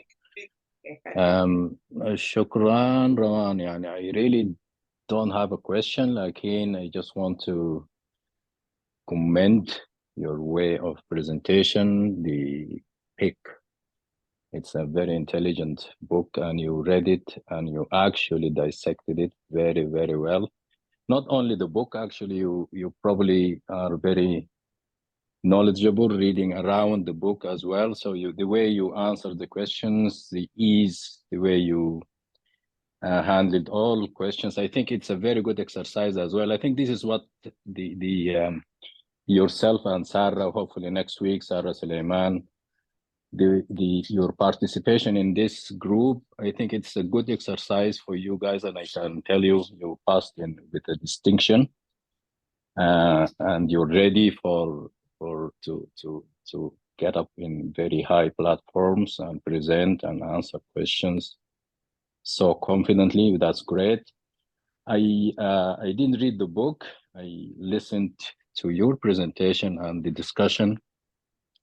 And what I can say, it's a very complex, and all angles, all opinions are very valid, and discussing the brain and the behavior is so complex. So I think everybody's opinion should count, and you cannot say, okay, this is wrong or this is right, because as you can see, everybody said something which is valid and acceptable. And only recently there is some research and published research in I don't know which journal, but there is a very remarkable change in transplanted hearts that has changed the behavior of the people, the recipients of these transplants. So the area is still in its infancy, and there is a lot of discoveries to come. So I think what we can take out of this discussion and this book is that we're still very ignorant about the brain, about the soul, about the behavior, about everything.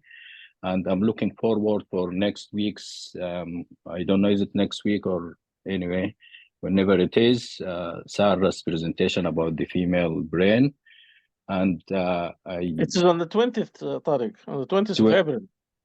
20th of April, okay, lovely. And okay, I'm just gonna say, as Abdulbaaqi just came in here, and that you have a very brainy father as well. If you know that your dad is so when you compare your dad's brain to other brains as well, it's difficult to generalize. Say when you say like you old brains, you took your father as an example, and then you spoke about your younger brother. Your father is a different brain, I can tell you. He's a poet, he's a politician, he's a leader. He was the president of the of this student association, and he's a different brain. So probably he gave you a big part of his brain as well. So thanks very much, Rowan. I really enjoyed your presentation. Thank you.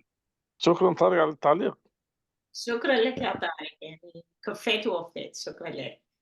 شكرا يا طارق. والله you made such a valid point. I think it's so like nice to see like everyone's like opinion about the book, and also everyone's like different point of view, and like 100% agree that like, you know, that we're very much in like the early stages of development. We don't fully understand like the neurology behind the brain. We're very like much in the infancy. We don't, although we have technology and like the modern, where we have like more technology to research about like the male brain, not just in the human male brain, but in like different species and like across the human kingdom and across like the animal kingdom as a whole.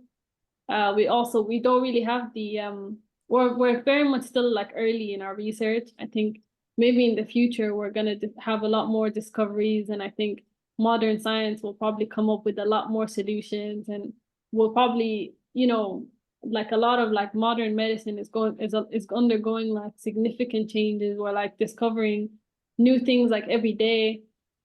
So it'd be so interesting to see like in the future when we start to understand the male brain more and like start to understand like science as a whole more, we'd probably make a lot more discoveries about medicine. I think scientists are starting to like think more outside the box in terms of how our behavior relates to, you know, not just our hormones, but like outside the box of like how different factors influence us. So I think maybe we'll start to study about the different brains and like brains in different cultures. I think it'd be so interesting. Like this is really just like the beginning of something. So I think this is like the start of like, you know, discovering more about the social aspects of the brain. I think it'd be interesting to read like more books like going forward about the different parts of the brain, and like, you know, kind of like not just generalize. We can, like, there's a part of the brain where she talks about the RCZ, and although we're making like a lot of like assumptions, so we can say that the RCZ is the area for like social approval and like the barometer for social acceptance. I think maybe in the future we might discover that the RCZ is also part of the brain that maybe it's like starting to develop in early infancy, and how it's affected throughout the different stages of our childhood and stuff. So I think, yeah, we are very early in like modern technology, and like hopefully in the future we'll start to understand like the science and everything about the brain more. So yeah, that's a very interesting thing that you said, Tariq. So thanks for that like observation.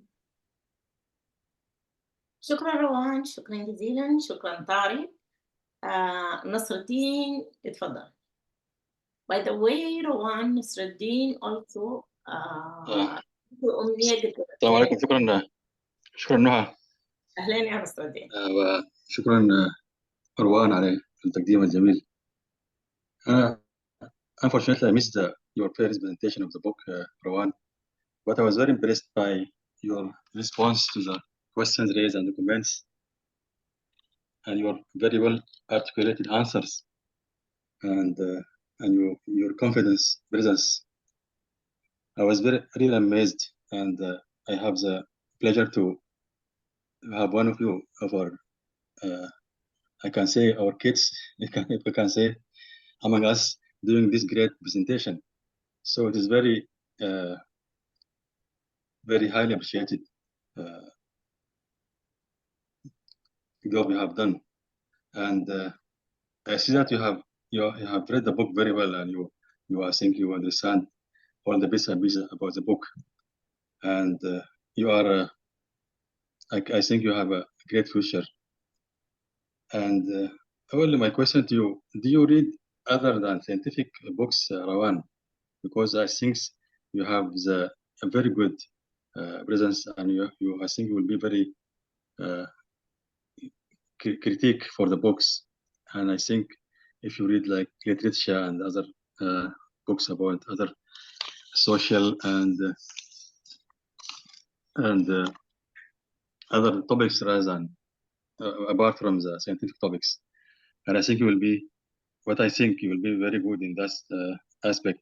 And as Tariq mentioned, you have taken a lot from our President Abdulbaqi, and I congratulate you for this presentation, and we thank you because you reached our club with this presentation, and you are the future generation to come and take over. Thank you very much. Thank you, Rowan. Assalamu alaikum.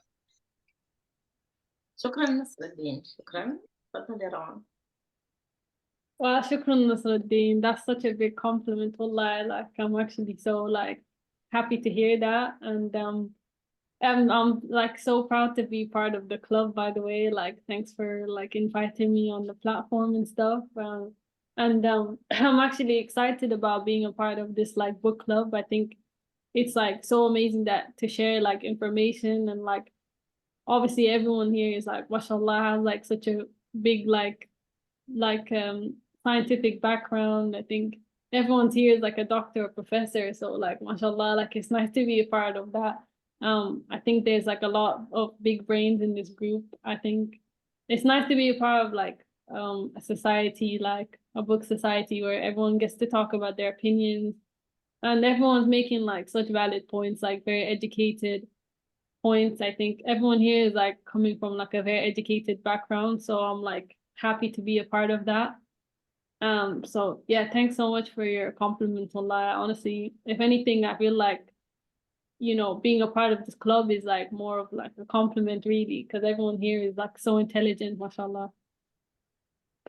شكرا لك روان. شكرا والله لوجودك انت. يعني احنا المتشرفين بك فعلا فعلا. يعني you did a great job, really wonderful. في just one question, last question actually. جاد كريم كان موجود في الشات الكويشن حقك. تحب تقوله له بنفسك؟ جدا. رايت. شكرا لك ابنتنا روان. اوكي، انا كتبت السؤال وهو كتبته باللغه الانجليزيه وكده، لكن الدكتوره نهى اصرت انه اقراه وكده. ف to thank you very much for Dr. Rowan for the wonderful presentation. So during your presentation, you mentioned the transfer of wisdom and knowledge from the grandparents to their children, in this case, the male children. So, and I want to know your comment relating such a statement when you are comparing that the influence of grandmothers' influence on their female grandchildren. Okay, أنا حقيقة يعني ده السؤال أنا كتبته، والسبب اللي أنا كتبته وكنت دايره يعني يتقري، لأنه أنا خش البرزنتيشن دي وخشيتها حوالي الساعة 2:30 صباحا في الحتة اللي فيها، وكنت متخيل إنه أي لحظة ممكن أطلع لكن ممكن بعد ذاك أستمع للبرزنتيشن. الساعة 4:30 صباحا في الحتة اللي أنا فيها وموجود لغاية الآن، فمعناتها ده بيوضح إنه البرزنتيشن حقتك بالإضافة لأنها ممتعة ورائعة الاثنين مع بعض يعني، فشكرا لك. وسؤالي ينبدي في حاجات تانية، لكن لأنه بحكم الزمن أنا حقيف هنا. أنا عمك محمد جاد كريم وفي الأصل مهندس. شكرا جزيلا. شكرا جزيلا. تفضل يا روان. Well, shukran, Muhammad. I'm Muhammad Zid Kareem. Wallahi, it's I think you staying up just to watch this, wallahi, it's so cool. Yani it's 4 a.m. with Lisa. Yani متحاضر, so it's nice to have your presence, even though it's so late. And thanks so much for your compliments, honestly. And I think your question is really interesting as well. So you said about the what the paternal, like, you know, the grandfather, what he brings to the grandkids. So you're saying, like, what does the grandmother bring in terms of, like, you know, raising like the grandkids? Like, what does she pass on to her, not offspring, but like her future, like, you know, the future generation? I think the grandmother role is like very necessary in society, just as much as like the maternal role. So she's basically like a second mom, and I think she's like very like important in raising grandchildren. I think her role in society is like basically what everything that a mother does, a grandmother does equally. She has a very important role in like raising grandchildren. I think teaching them like speech and motor skills. That part is not included in the book, by the way. I just read it like recently, but she talks about I think in the female brain, she probably goes more into it. I'd have to reread that again, but she also passes on wisdom, motor skills, stuff like that. She also passes on like some level of like inheritance too. I think in like modern society, modern typical society, like a grandmother would like pass on like maybe like jewels as a level of like inheritance. I'm not too familiar with like the cultures in the past, what the grandmother represents. But I think you could see that it's a very significant role in society, being a grandmother. I think not only do they pass on wisdom, they also have a nurturing role as well in like the development of like young children.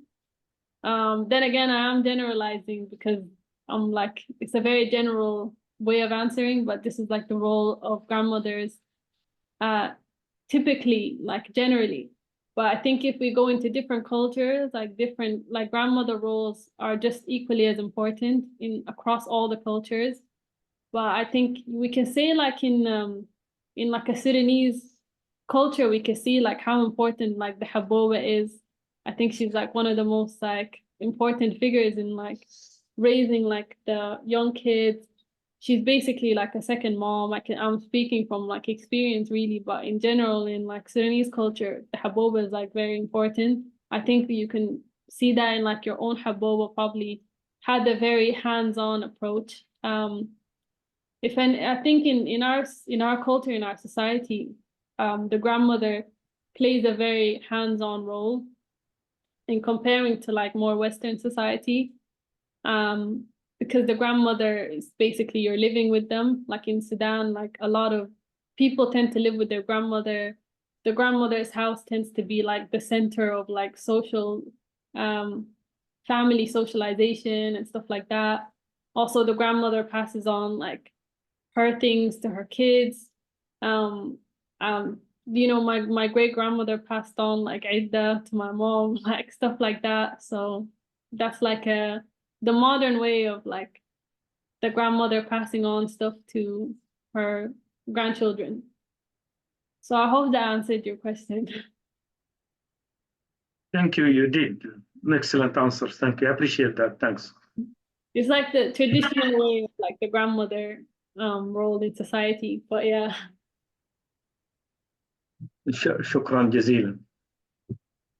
شكرا جزيلا روان، شكرا لك كتير، أمتعتينا اليوم، اتعلمنا كتير جدا من النيورو ساينس وعرفنا كيف الميل برين ويركس.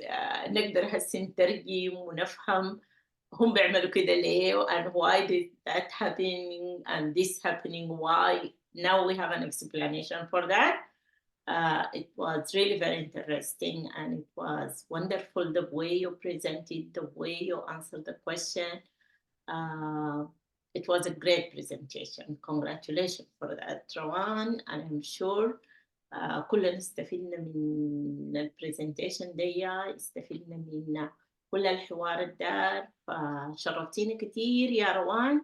وبالتأكيد دي البداية، يعني لازم نشوفك كتير وكتير في النادي حقنا with more books, with different kind of books. يعني حنسعد بشوفتك تاني. بديكي فرصة تقولي كلمة قبل ما نختم. تسلمي يا خالتي والله يعني شرف علي. It was so nice to meet you and like so nice to meet everyone. And thanks so much for welcoming me. Well, it was nice to hear everyone's point of view.